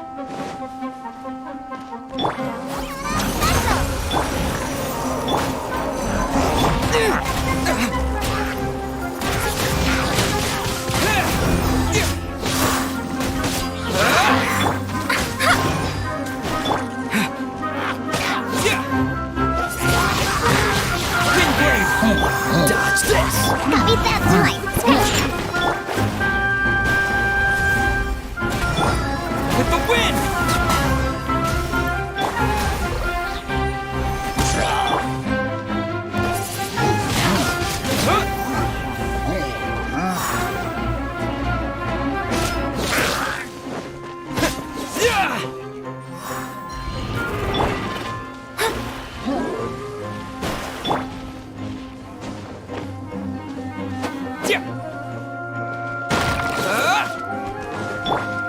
Delved into death. Freeze! Shake it and stir. Think you can bully me? Can't handle your drink. This moment will be frozen in time. Fate is upon you. Shadows of fate. Windblade! Disappear!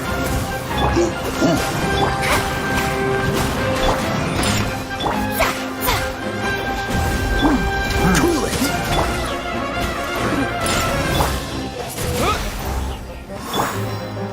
Freeze! Let me scry.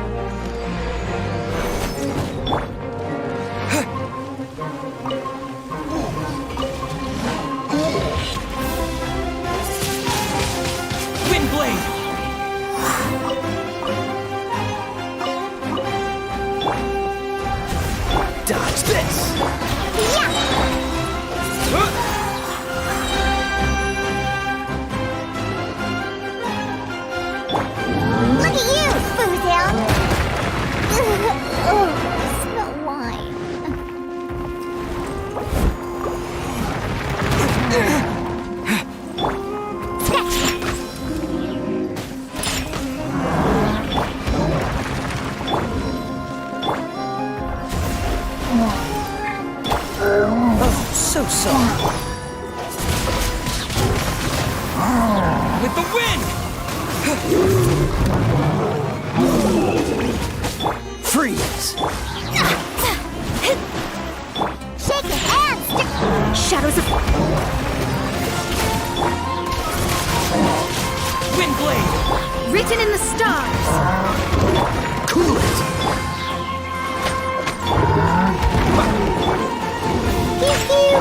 Dodge this!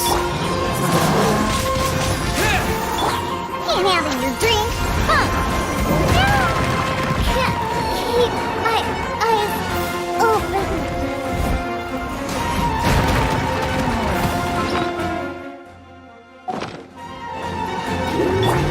Let me scry!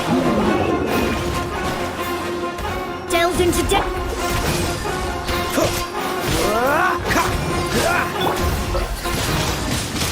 Wind blade!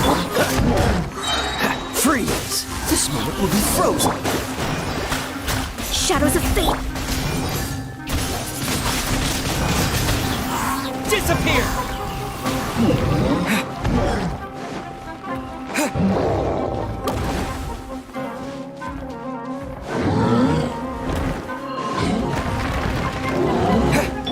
Yeah!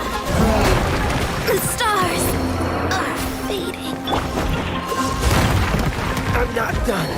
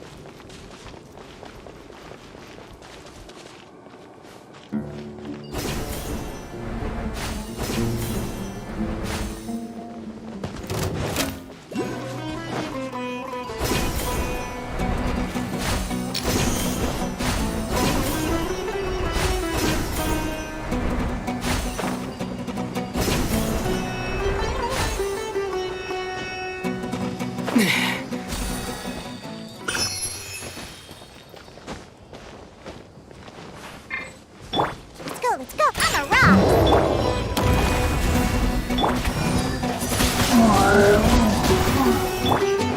Dodge this!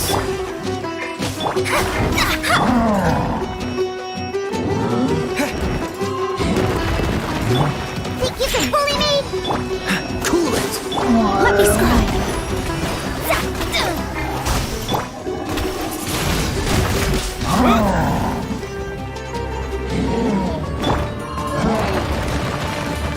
Pew pew! Shake your hands!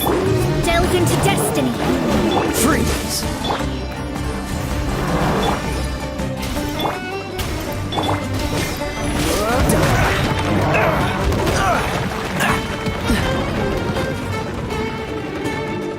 Cool it!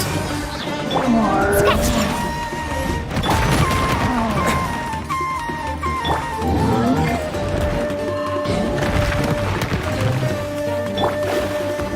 Shadows of... Don't get frostbite!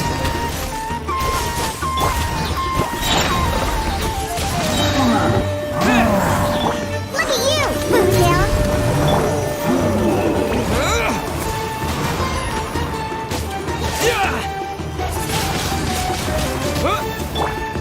Freeze!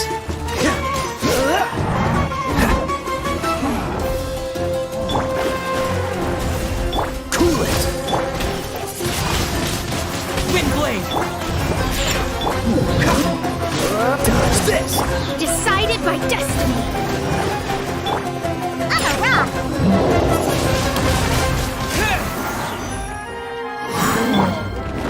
Yeah!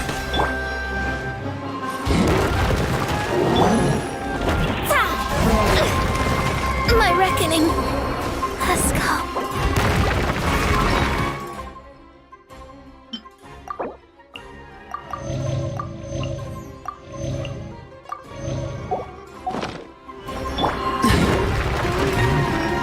Oh, so sorry.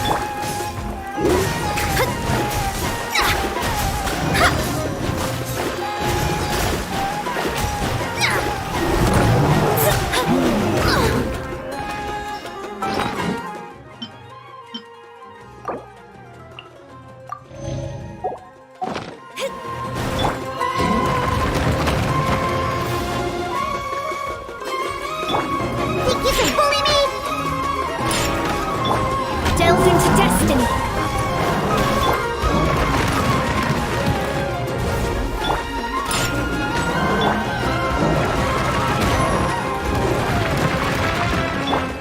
I'm a rock!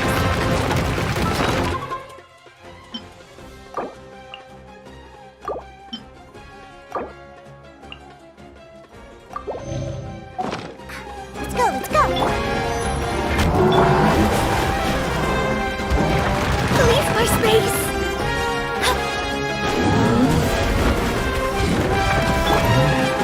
Cool it! Can't handle your dream! Let me scry.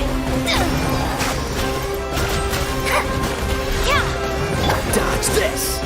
Scratch that!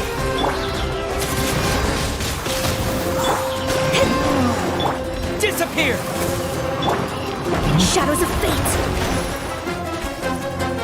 What's the cool it?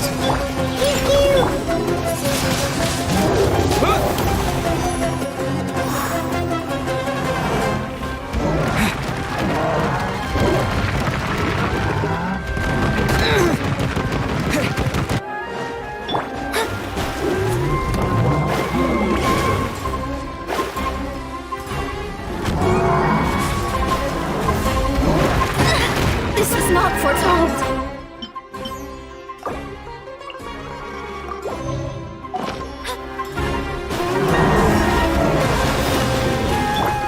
This moment will be frozen in time.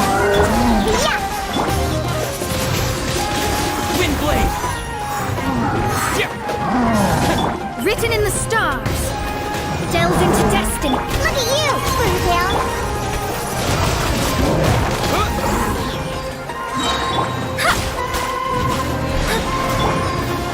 With the wind! Cool it! Shadows of fate. Dodge this!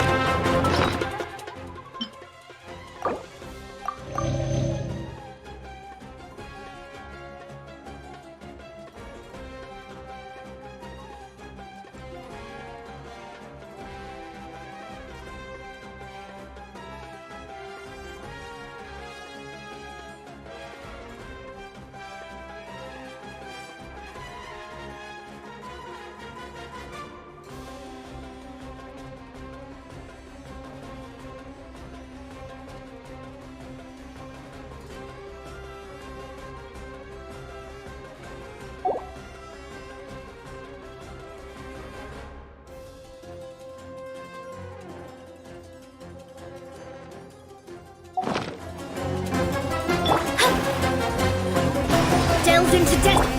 Cool it! Oh, so sorry.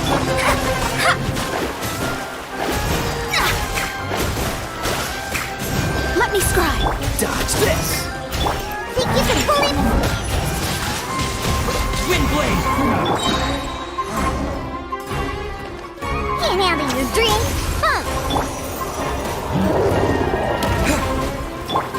Cool it!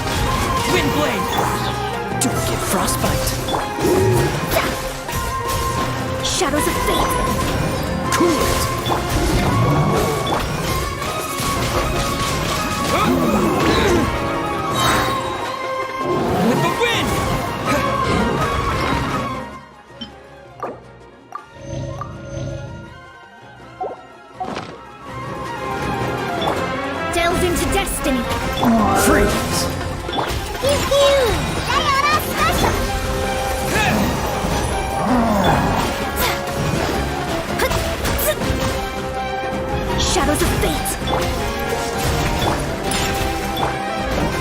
Windblade! They were easier to deal with than Paimon had expected. Super strong bandits? Or monsters taller than buildings dropping out of the sky? Or, something like that. He looks super serious. We gotta stay on our A game too. This is the one.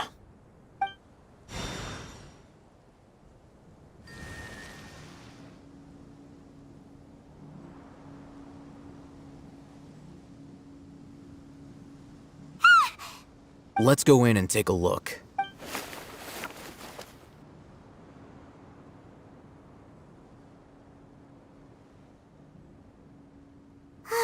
Hey, we haven't found squat. Are you sure we aren't wasting our time here? Patience. Shawnee says she only hears the crying at night. We have time to burn. Until then, I'm taking a break. And just like that, he sits down. Wait, he even brought a book to read? What are you reading? Let Paimon see! Okay, sure.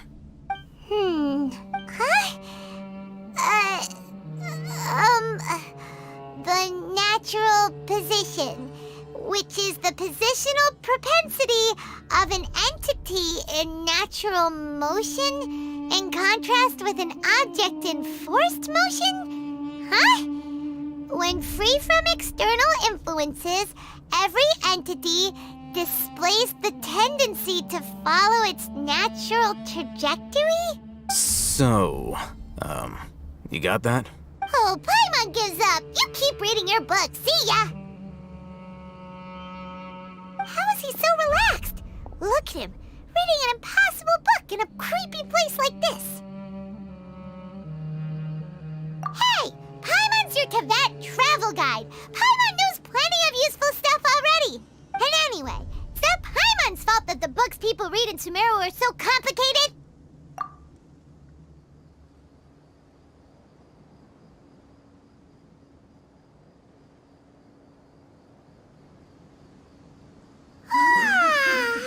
Paimon's getting so sleepy. Huh? What was that sound? There it is. It's coming from that direction.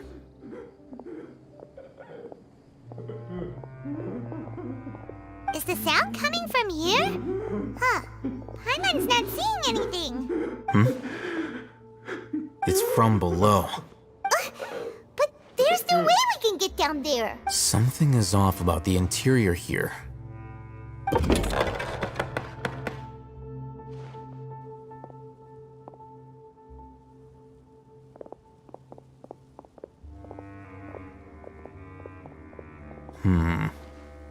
As I thought, there's a hidden structure. Wow. It's like they tucked another hospital into this one. Oh, it looks like there are other mechanisms around here. Let's keep exploring.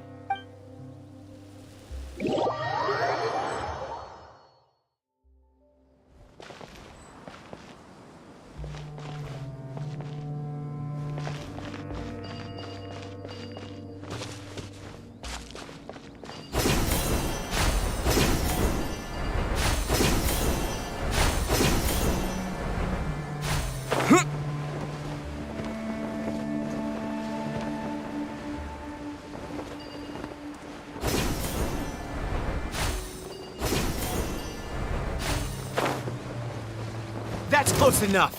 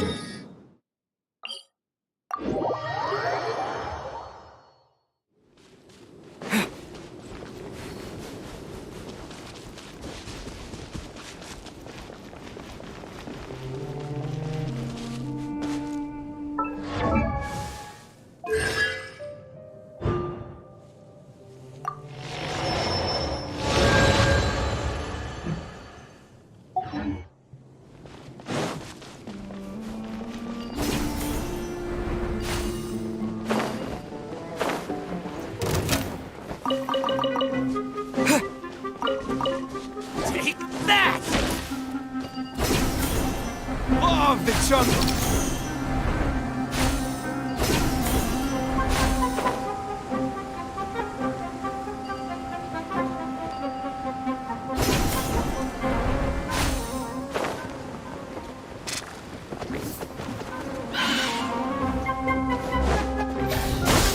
Cool it! Delve into destiny!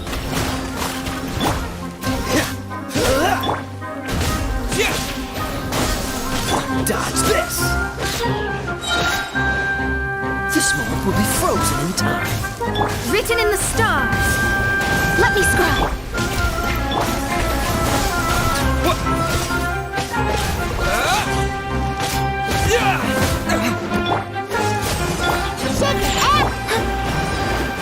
Delve into destiny! Can't handle your dream, huh? Scatter!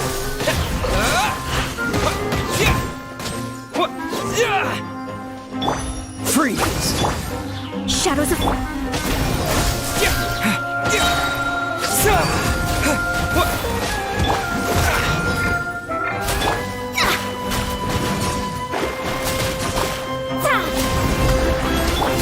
Dodge this!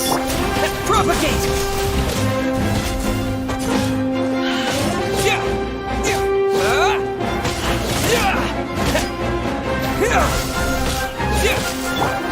I'm around. Cool it!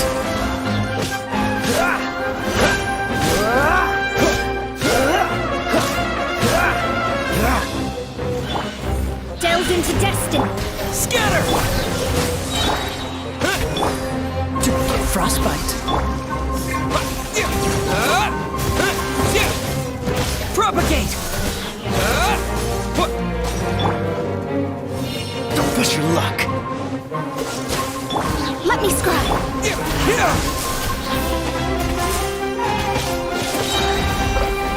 Spring forth! Fate is upon you! Freeze! Scatter!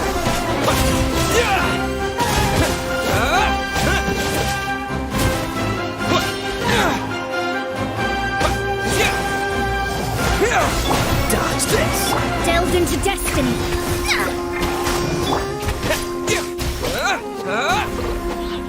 Propagate! Freeze! Look at you, Boozhound. Yeah. Scatter!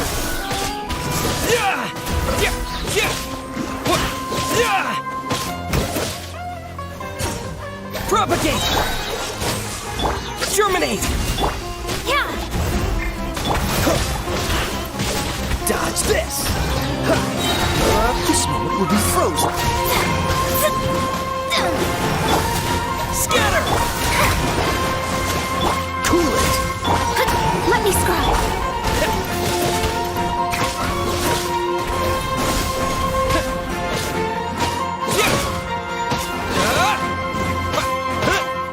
Freeze! Delve into destiny!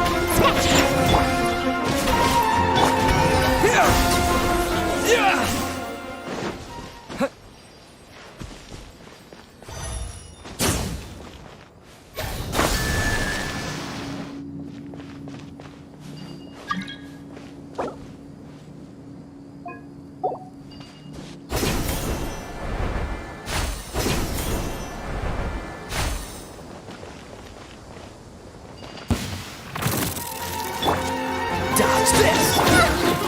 Decided by destiny! Shake your head. Scatter! Freeze!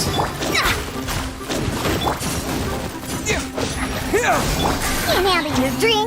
Cool it!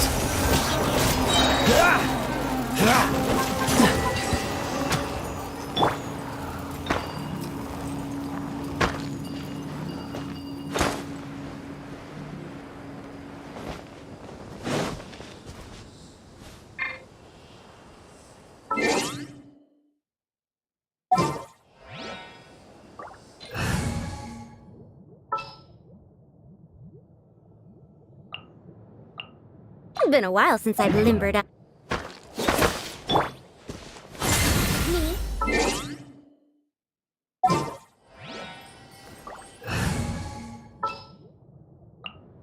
The hunt begins!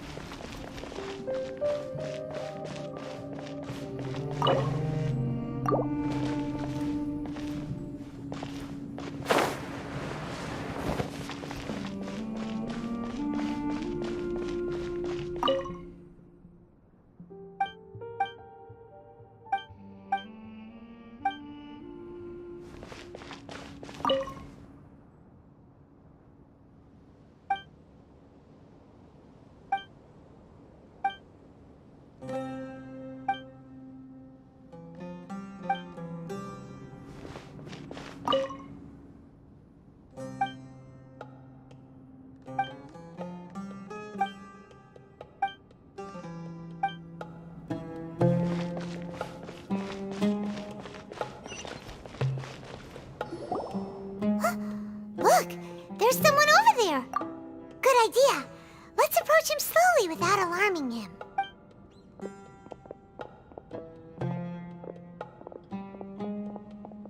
Wait.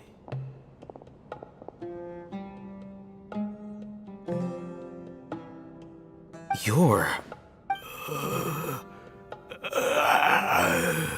He can't speak, and his eyes are unfocused. But he looks too young to be anyone's grandfather. Also, why is he the only one here? Didn't expect to see him here. You know him? He's Razak, a senior of mine at the Academia. He's a scholar too? Is he the kind that holes up in a forest and mumbles stuff about training? No. And that's the problem. Razak was never involved in any of those things. He never trained in the forest, let alone reach Satyavada life. Leaving that question aside for the moment, him being here alone means that we might be too late. Looks like they've already taken everyone away. For whatever reason, they left Razak here. Perhaps they simply didn't have time to come back for him. There are drag marks on the ground. They're clearer by the doorway. Someone was forcefully drawing a cart that was loaded with something heavy. Loaded with people? That is one possibility. It looks like they were in a hurry, as if they were afraid of being caught. In their haste, they failed to notice Razak hiding in a corner. The symptoms are identical. Looks like we found living proof. Huh? Why do you say that? Allow me to jog your memory. Recall your time at Port Ormos. Don't you think his symptoms look familiar?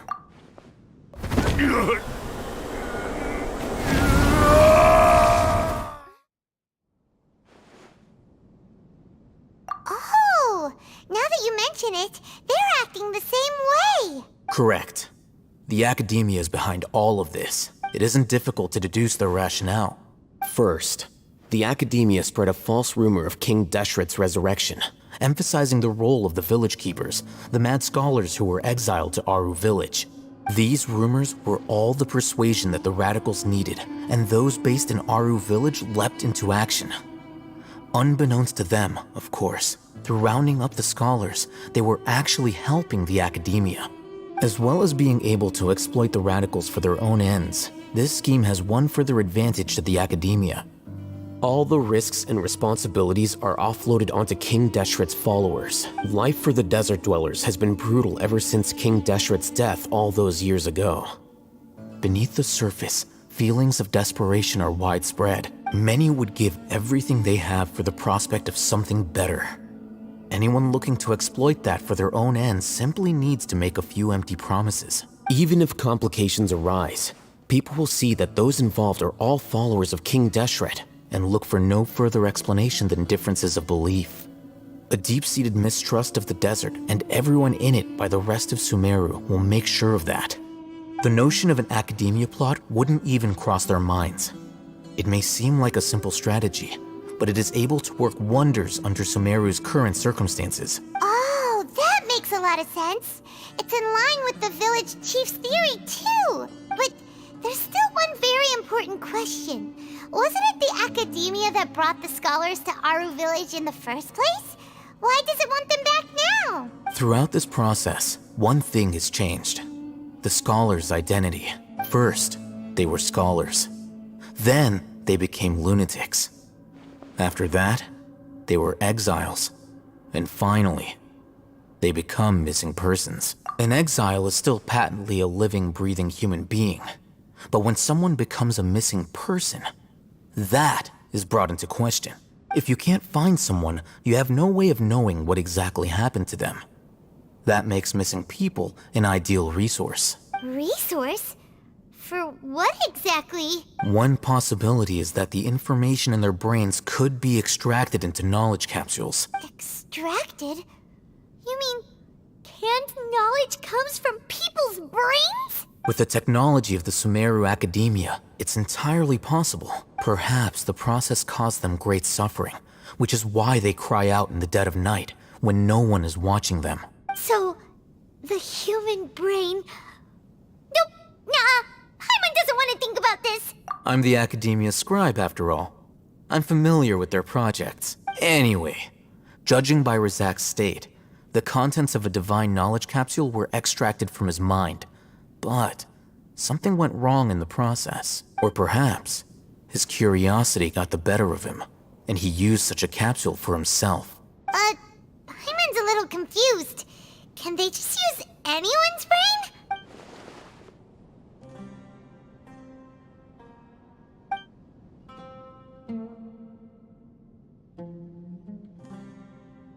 The look on your face tells me you've realized the answer. That's right. To some scholars, gaining knowledge about the gods is their entire life's pursuit. Extracting canned knowledge is just one of the extreme measures they turn to. However, I can't help but wonder, what do they seek to gain from divine knowledge? The Academia is going out of their way to look for forbidden knowledge, but what is their ultimate goal? I've spent quite some time trying to analyze the contents of the divine knowledge capsule, but to no avail.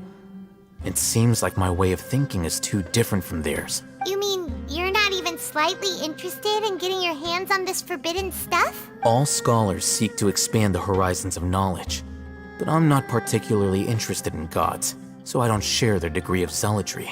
Extracting information from people as if they were lifeless objects?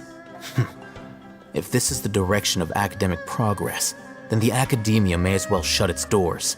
Sounds like you're really against all this. Of course.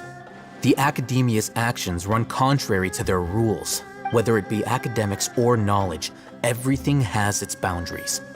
If those lines are crossed, the rules and order that govern everything in the world will be destroyed. This matter needs to be corrected, just like fixing a typo in a book. Wait, didn't you step in to help because you felt sympathy for those poor people? Not to be callous, but no. My criteria are a little more restrictive than that. There is no shortage of suffering in Sumeru, and the same can be said for the rest of Teyvat as well. What do you plan to do about that? Save every last person? Probably not. Paimon's not sure. You can say that. Simply put, I don't blindly place my faith into strength or heroism. I do what I want. The divine knowledge capsule is something I want to investigate in full. That doesn't mean I'm willing to take action for the sake of a few strangers.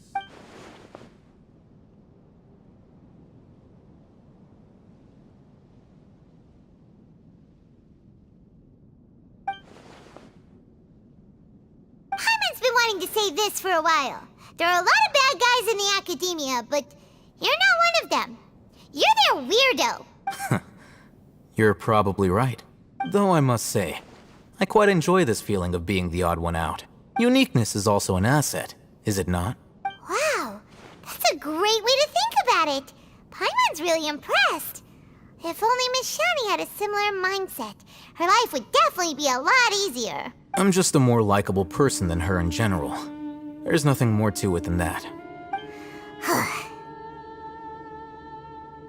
He won't last long if we leave him here. Let's take him with us. We'll work out our next step after we return to Aru Village.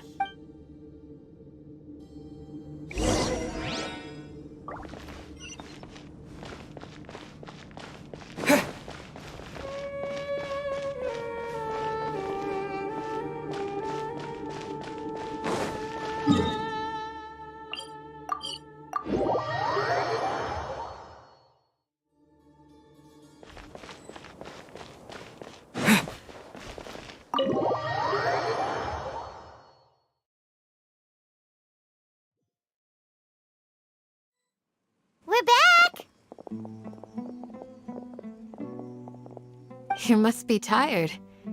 You should rest and take some water. What's the situation?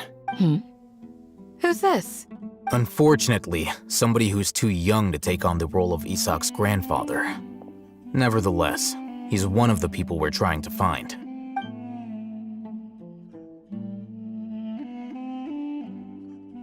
So, at one point in time, the abandoned Elazar Hospital served as the Academia's site for extracting divine cant knowledge. Yep, pretty much. Their plan must have been implemented at some point before we arrived at Aru Village, since divine cant knowledge has been in circulation for a while now. Yet, they fled once we were headed to the village, almost as if they knew we were on their trail. Why is that? Yeah, why is that? We may have a mole in our midst. One of us could be secretly revealing our whereabouts to the Academia. Huh? Are our friendships that shallow? Looks like none of you have realized wherein lies the issue.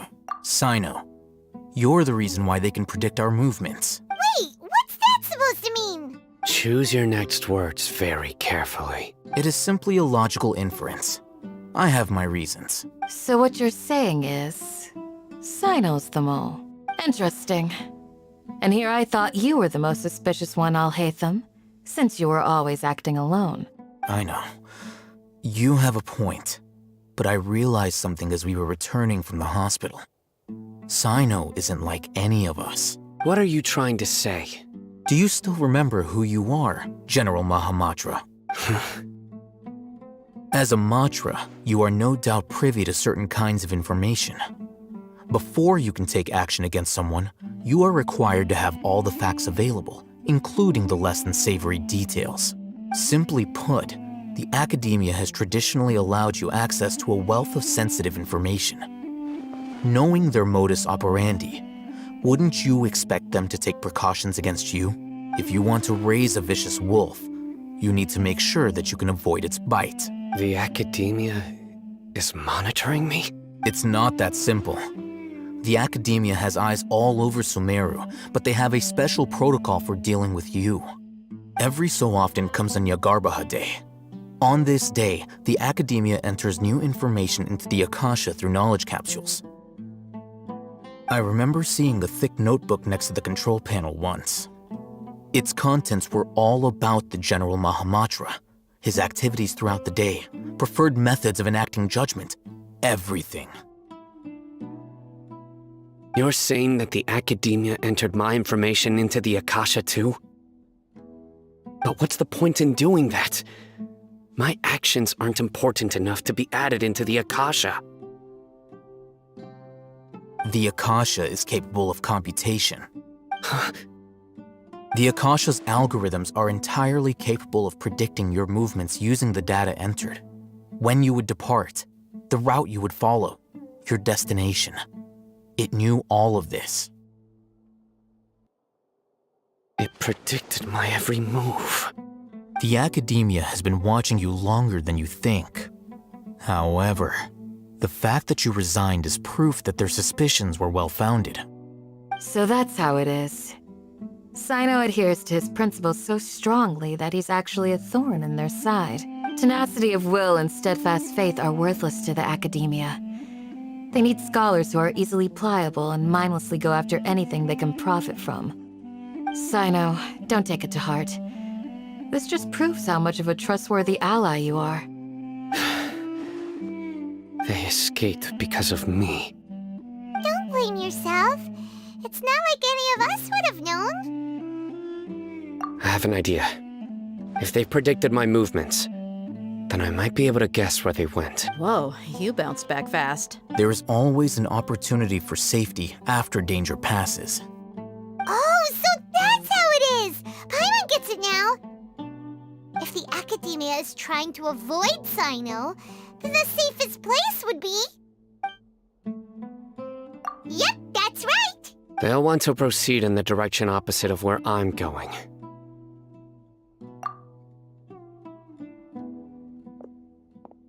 I must go. There's also something I want to investigate. Let's go, guys! After him! Please, wait! I want to go too. You want to go too? If so, you have to promise you'll stay safe. I want to find Grandpa. I promise I'll be careful and not cause any trouble. Everyone, I leave him in your hands. Yay! Let's go! Remember to pack some food with you. Paimon feels like we're missing someone, though.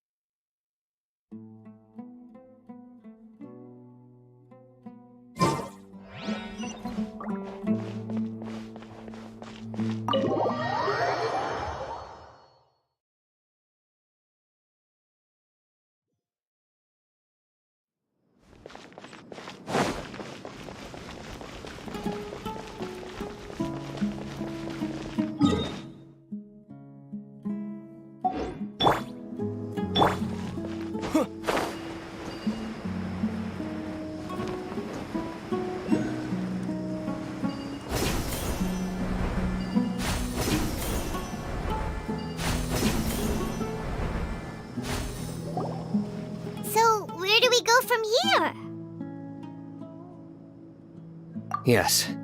After leaving the village, we should head straight toward the desert.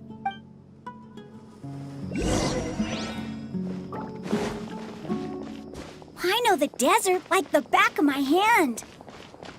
Is that because you play here a lot? Yep. One time, Grandpa almost got lost in the desert, but I was the one who brought him back. There's something here. What's this? It's buried in the sand. Looks like we'll need to roll up our sleeves and do some work. And Paimon thought running around everywhere was already enough work. Okay. So we have to dig it out? Whatever's down there looks like it's buried really deep. These are likely fragments of an Academia-developed device, something akin to a headset. Looks like there were more than one village keeper. They must have been escorted this way because there are device fragments scattered around here. Let's split up and search the area. Chances are that we'll find other things nearby.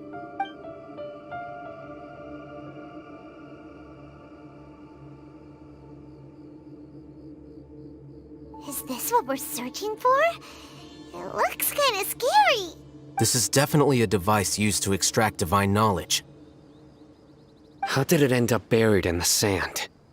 That can't have been part of the plan. They must have been attacked along the way. Wait, what? Grandpa, I hope you're okay. Don't worry, your grandpa's gonna be fine. Razak didn't display any signs of starvation or dehydration, which means that they left fairly recently. We should be able to catch up. One more thing. Given that the device had been entirely covered by sand, I believe the attack must have happened prior to the sandstorm. Let's keep going. They can't have gone far.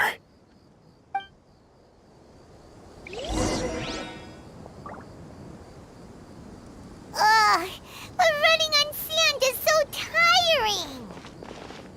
But you're flying, aren't you, Paimon? Is flying over sand tiring too? Ugh, of course it is.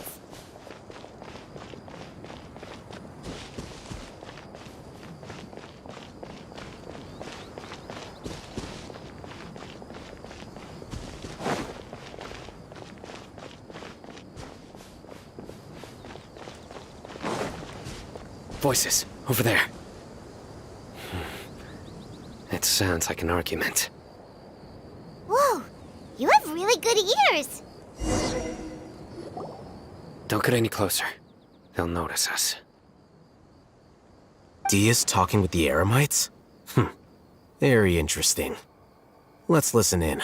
If you had informed me sooner, there'd be plenty of room for us to... You're one of us. We would never lie. Scholars. You don't know as much as I do. Need me to... I knew it. That's our Dia.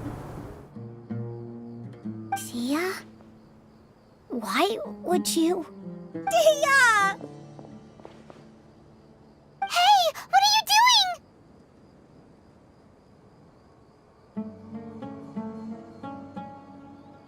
Huh? Didn't you say you'd help me find Grandpa? Why are you on their side? Well, look who's here. Ain't that something? This complicates things. You've betrayed Aru village? So, this is the great General Mahamatra.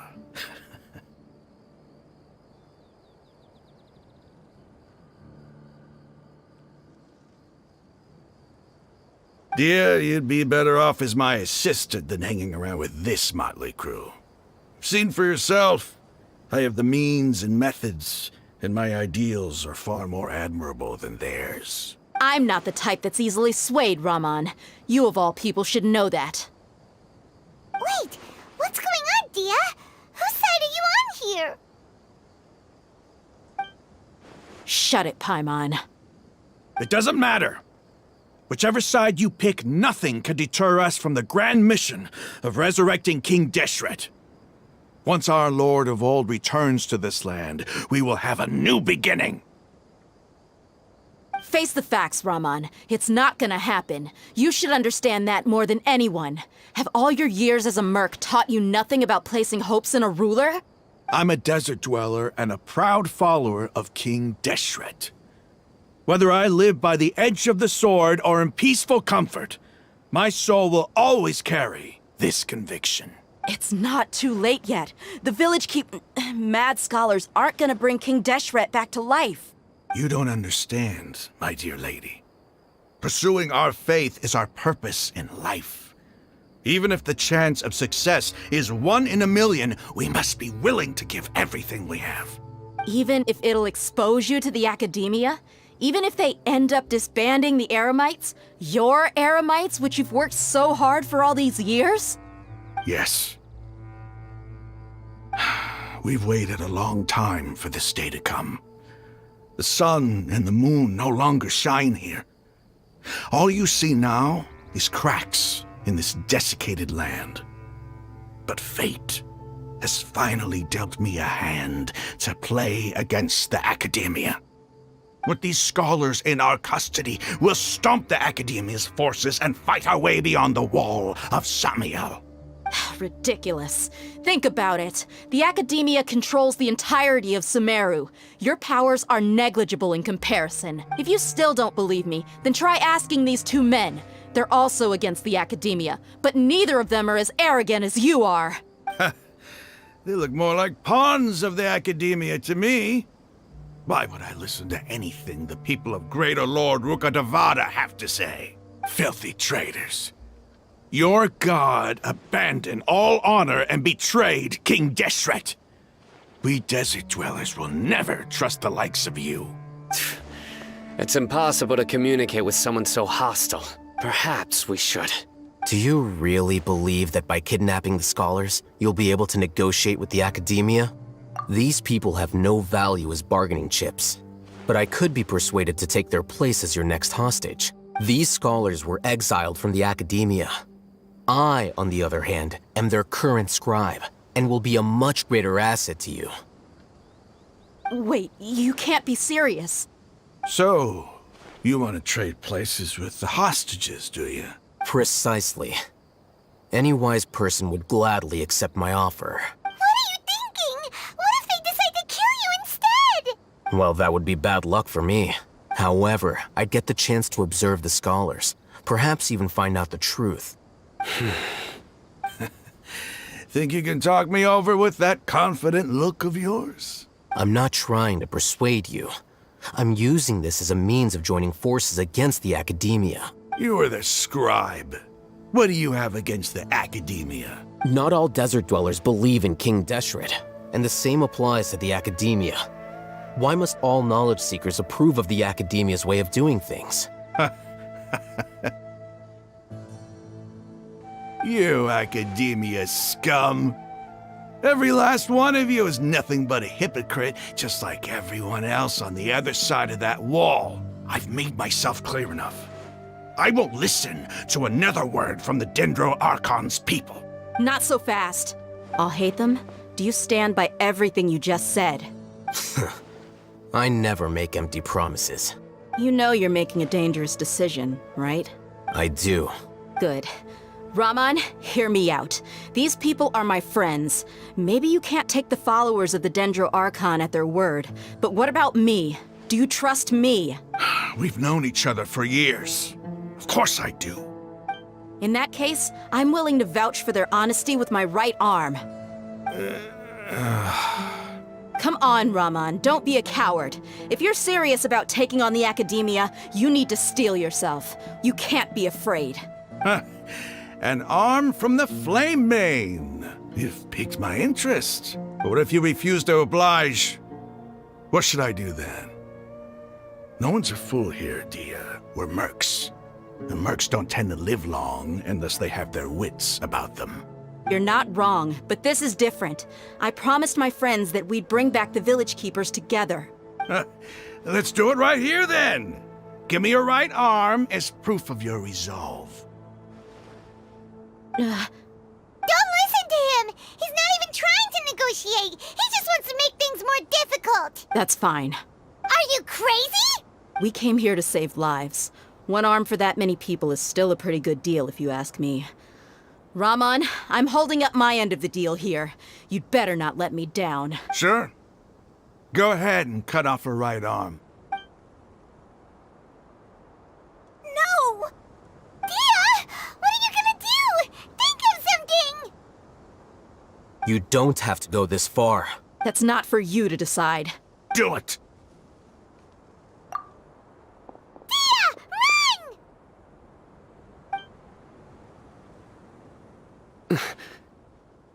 Run!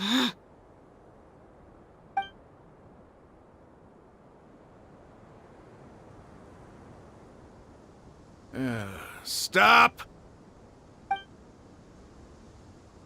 What's wrong? Can't do it? Flame Mane, you and I are both desert folk. Cutting off your arm is no different than cutting off my own fingers. Where's the sense in cutting my own kin to pieces? You've shown me that you're serious. Go on now, take your friends and leave. Meet me in the desert at noon tomorrow.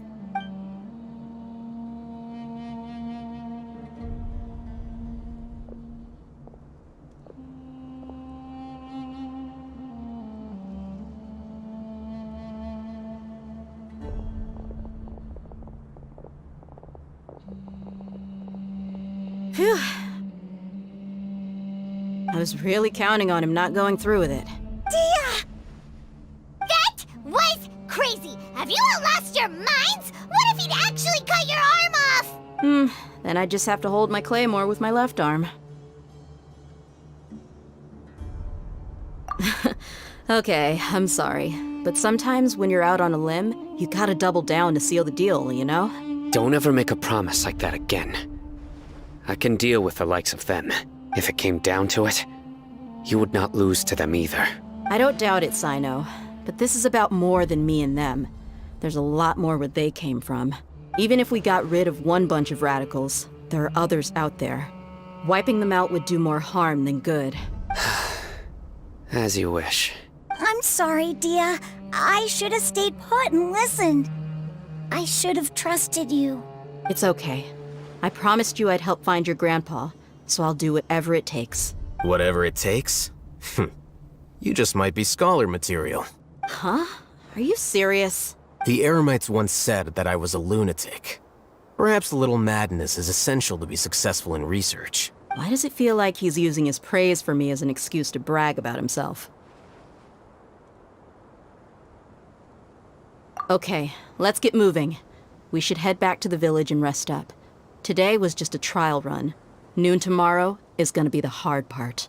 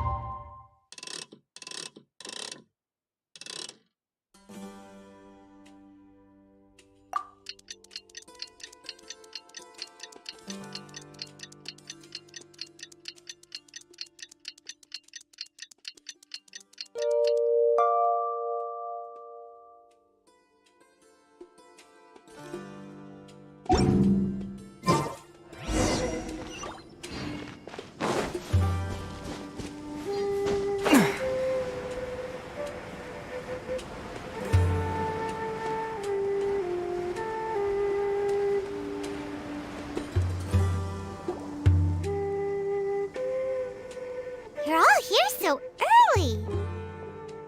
Looks like we have everyone here. Isak, are you sure you want to come with us? I'll watch from a safe distance. Dia, I want to be there to bring Grandpa home. Okay, let's go then. Dia, wait. What's the matter?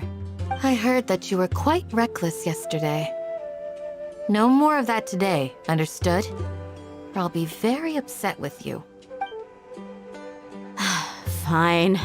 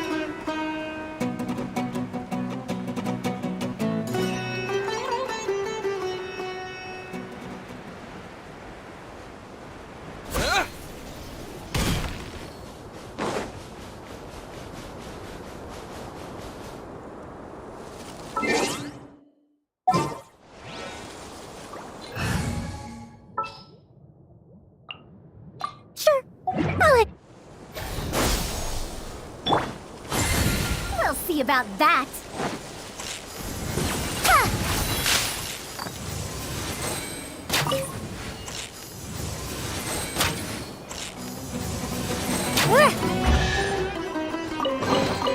A historical artifact. Never mind.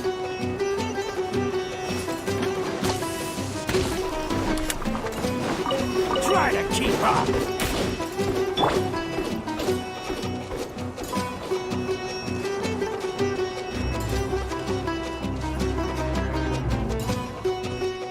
That's close enough. Here comes Spring Force!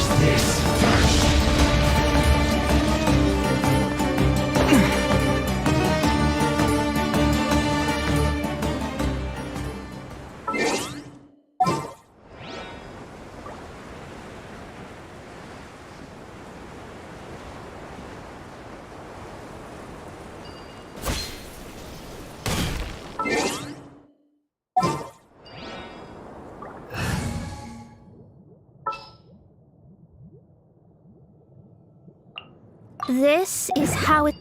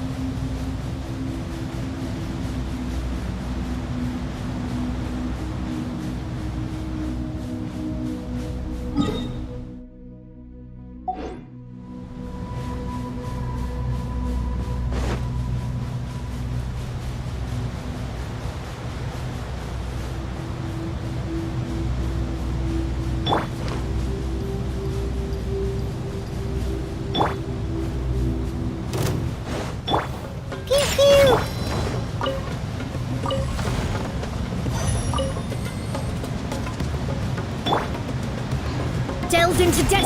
Don't get frostbite. Dodge this.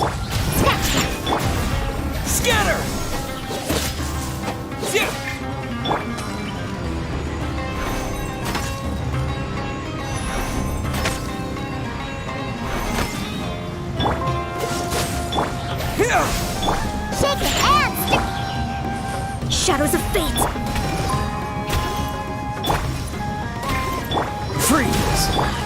Propagate!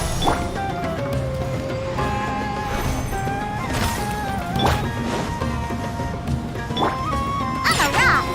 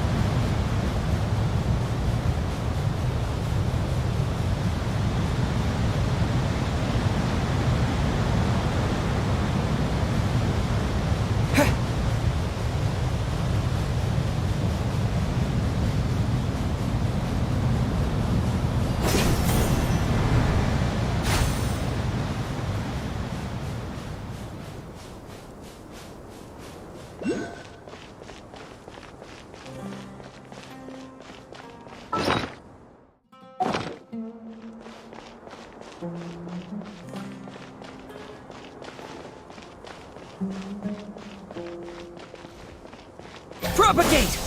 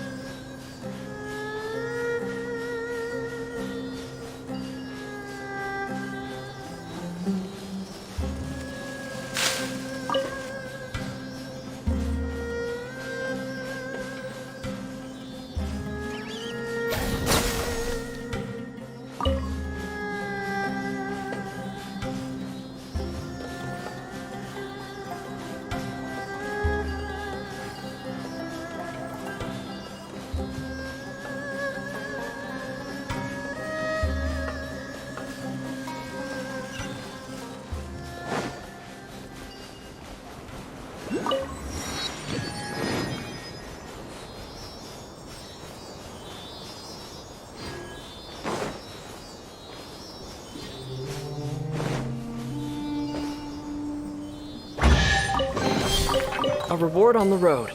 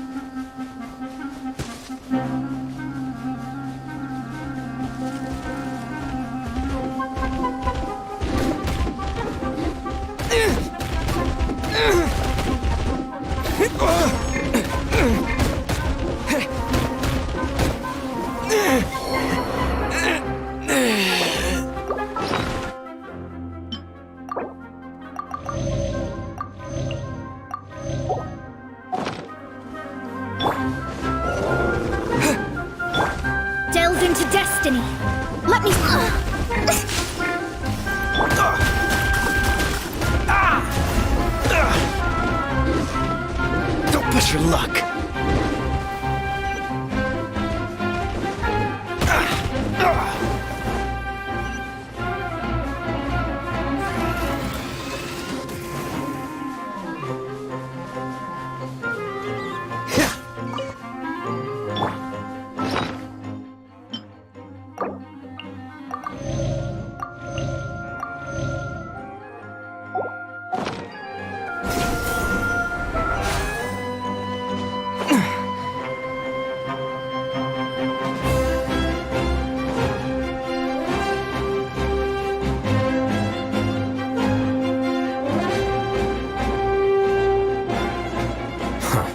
They got here before us.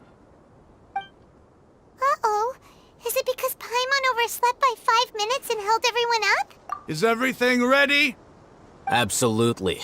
Although, you brought fewer people than I imagined. Bring him over.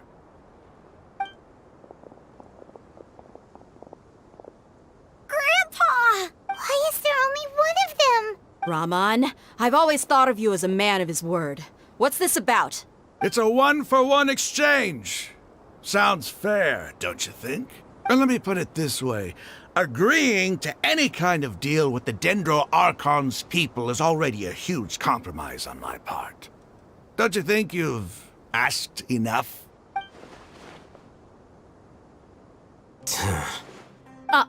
You stay right there!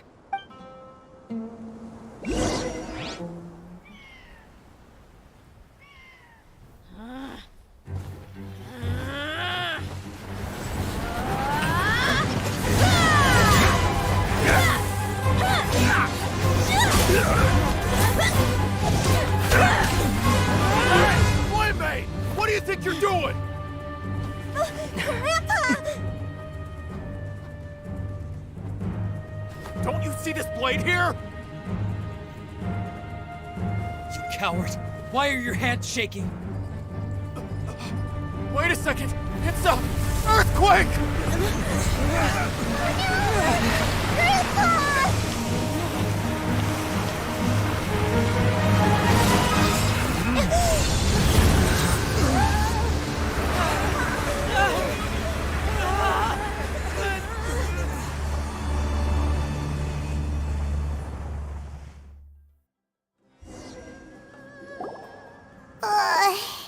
Paimon's dizzy.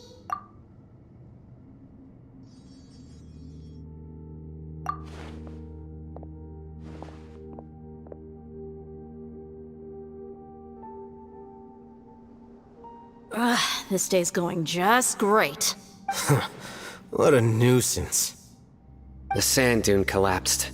I saw an energy field. The village keeper protected us. It glowed green with dendro. Just like you said, it may well have been the remains of Lesser Lord Kusanali's power inside the scholar's body. The Dendro Archon. The present one. Grandpa? Grandpa? Oh no. He's getting confused again. Hey, look around you. Did there used to be a temple here? It seems that when the sand dune collapsed, it exposed these underground structures. The symbols on the gate belong to King Deshret's civilization. This structure must be ancient. Over time, the sandstorms completely buried it and left it in the state we see now. It could have been an underground palace in the distant past. Oh, a miracle. Praise King Deshret! What's he doing here? And his men too? They must have fallen down here with us.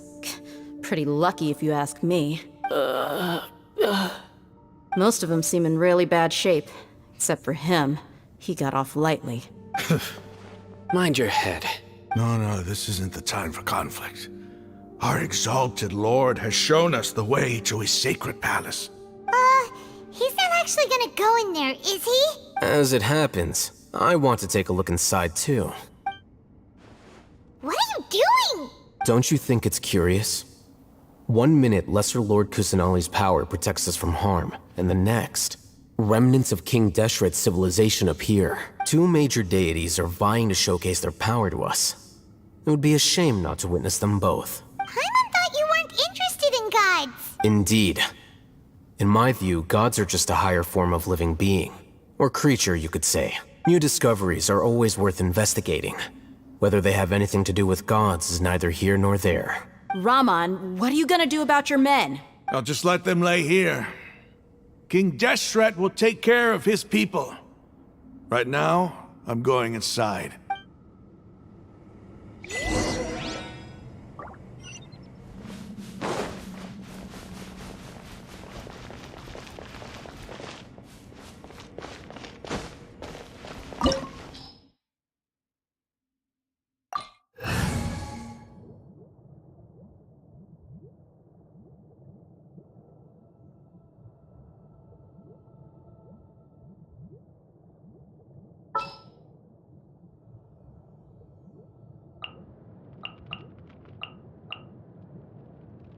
Leave it to me.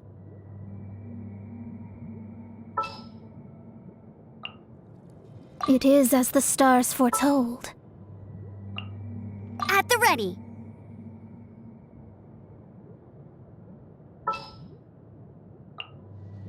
I'll keep an eye on you.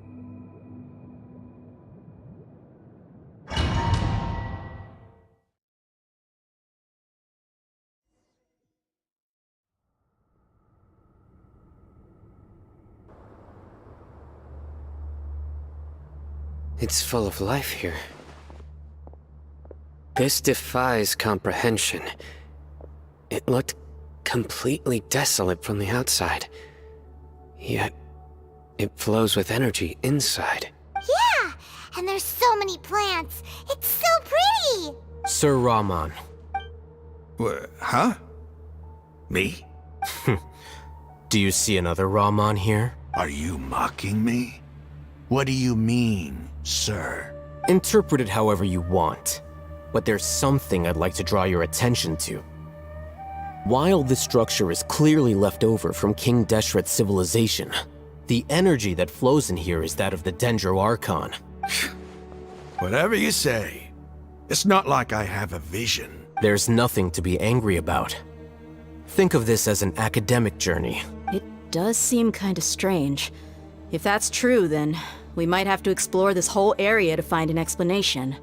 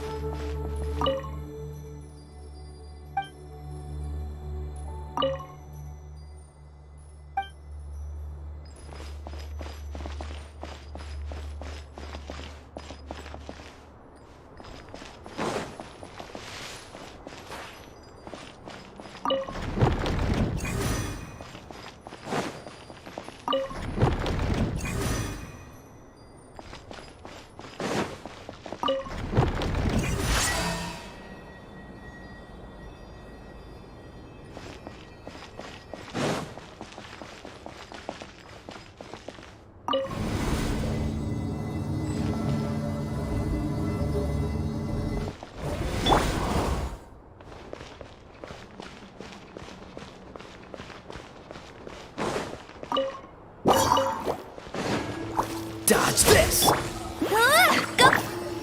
Look at you, Boozle! Cool it!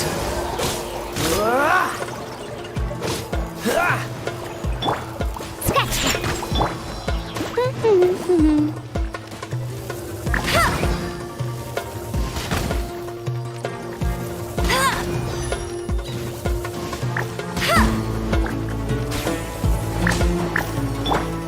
Come a little closer. You've been a naughty boy. This moment will be frozen!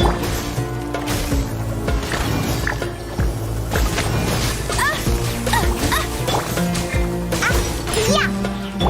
Get him! Dodge this!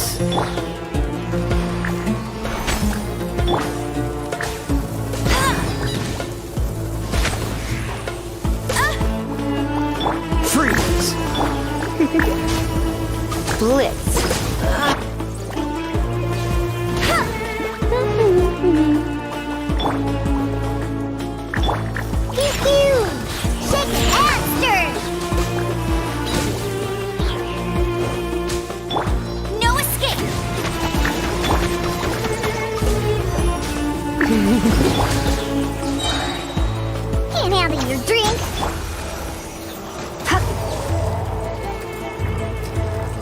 Hit!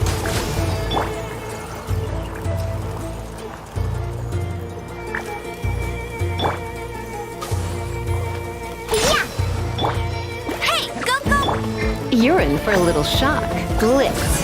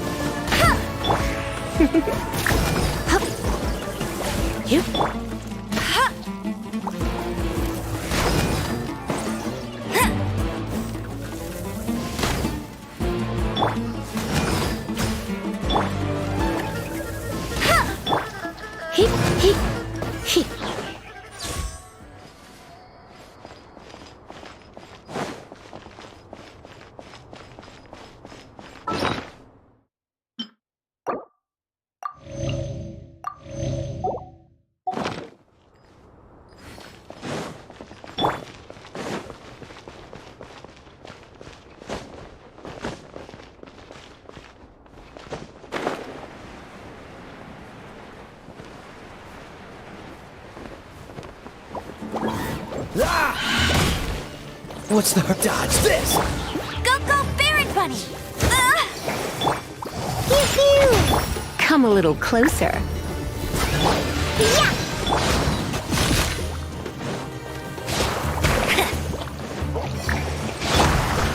Don't be such a brute. Oh, so sorry. My.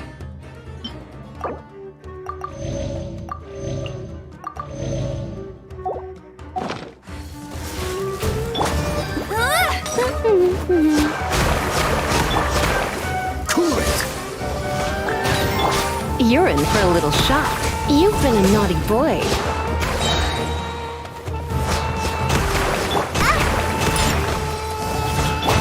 Let's spark things up.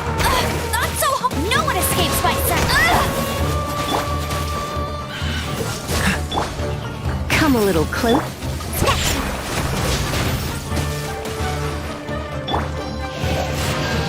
Go, Baron Bunny!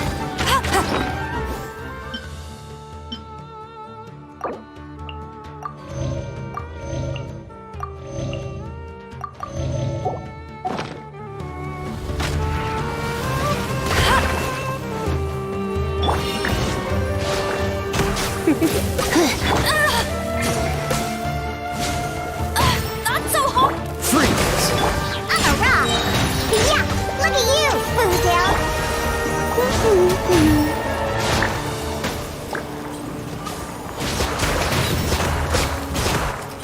Hey.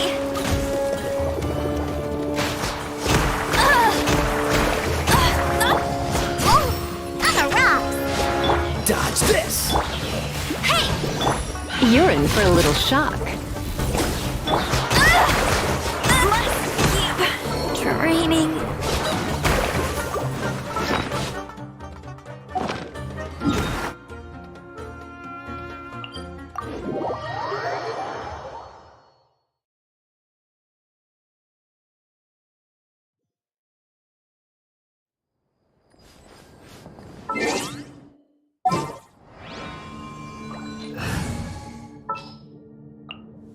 This world is full of unsolved mysteries. This is how it must be.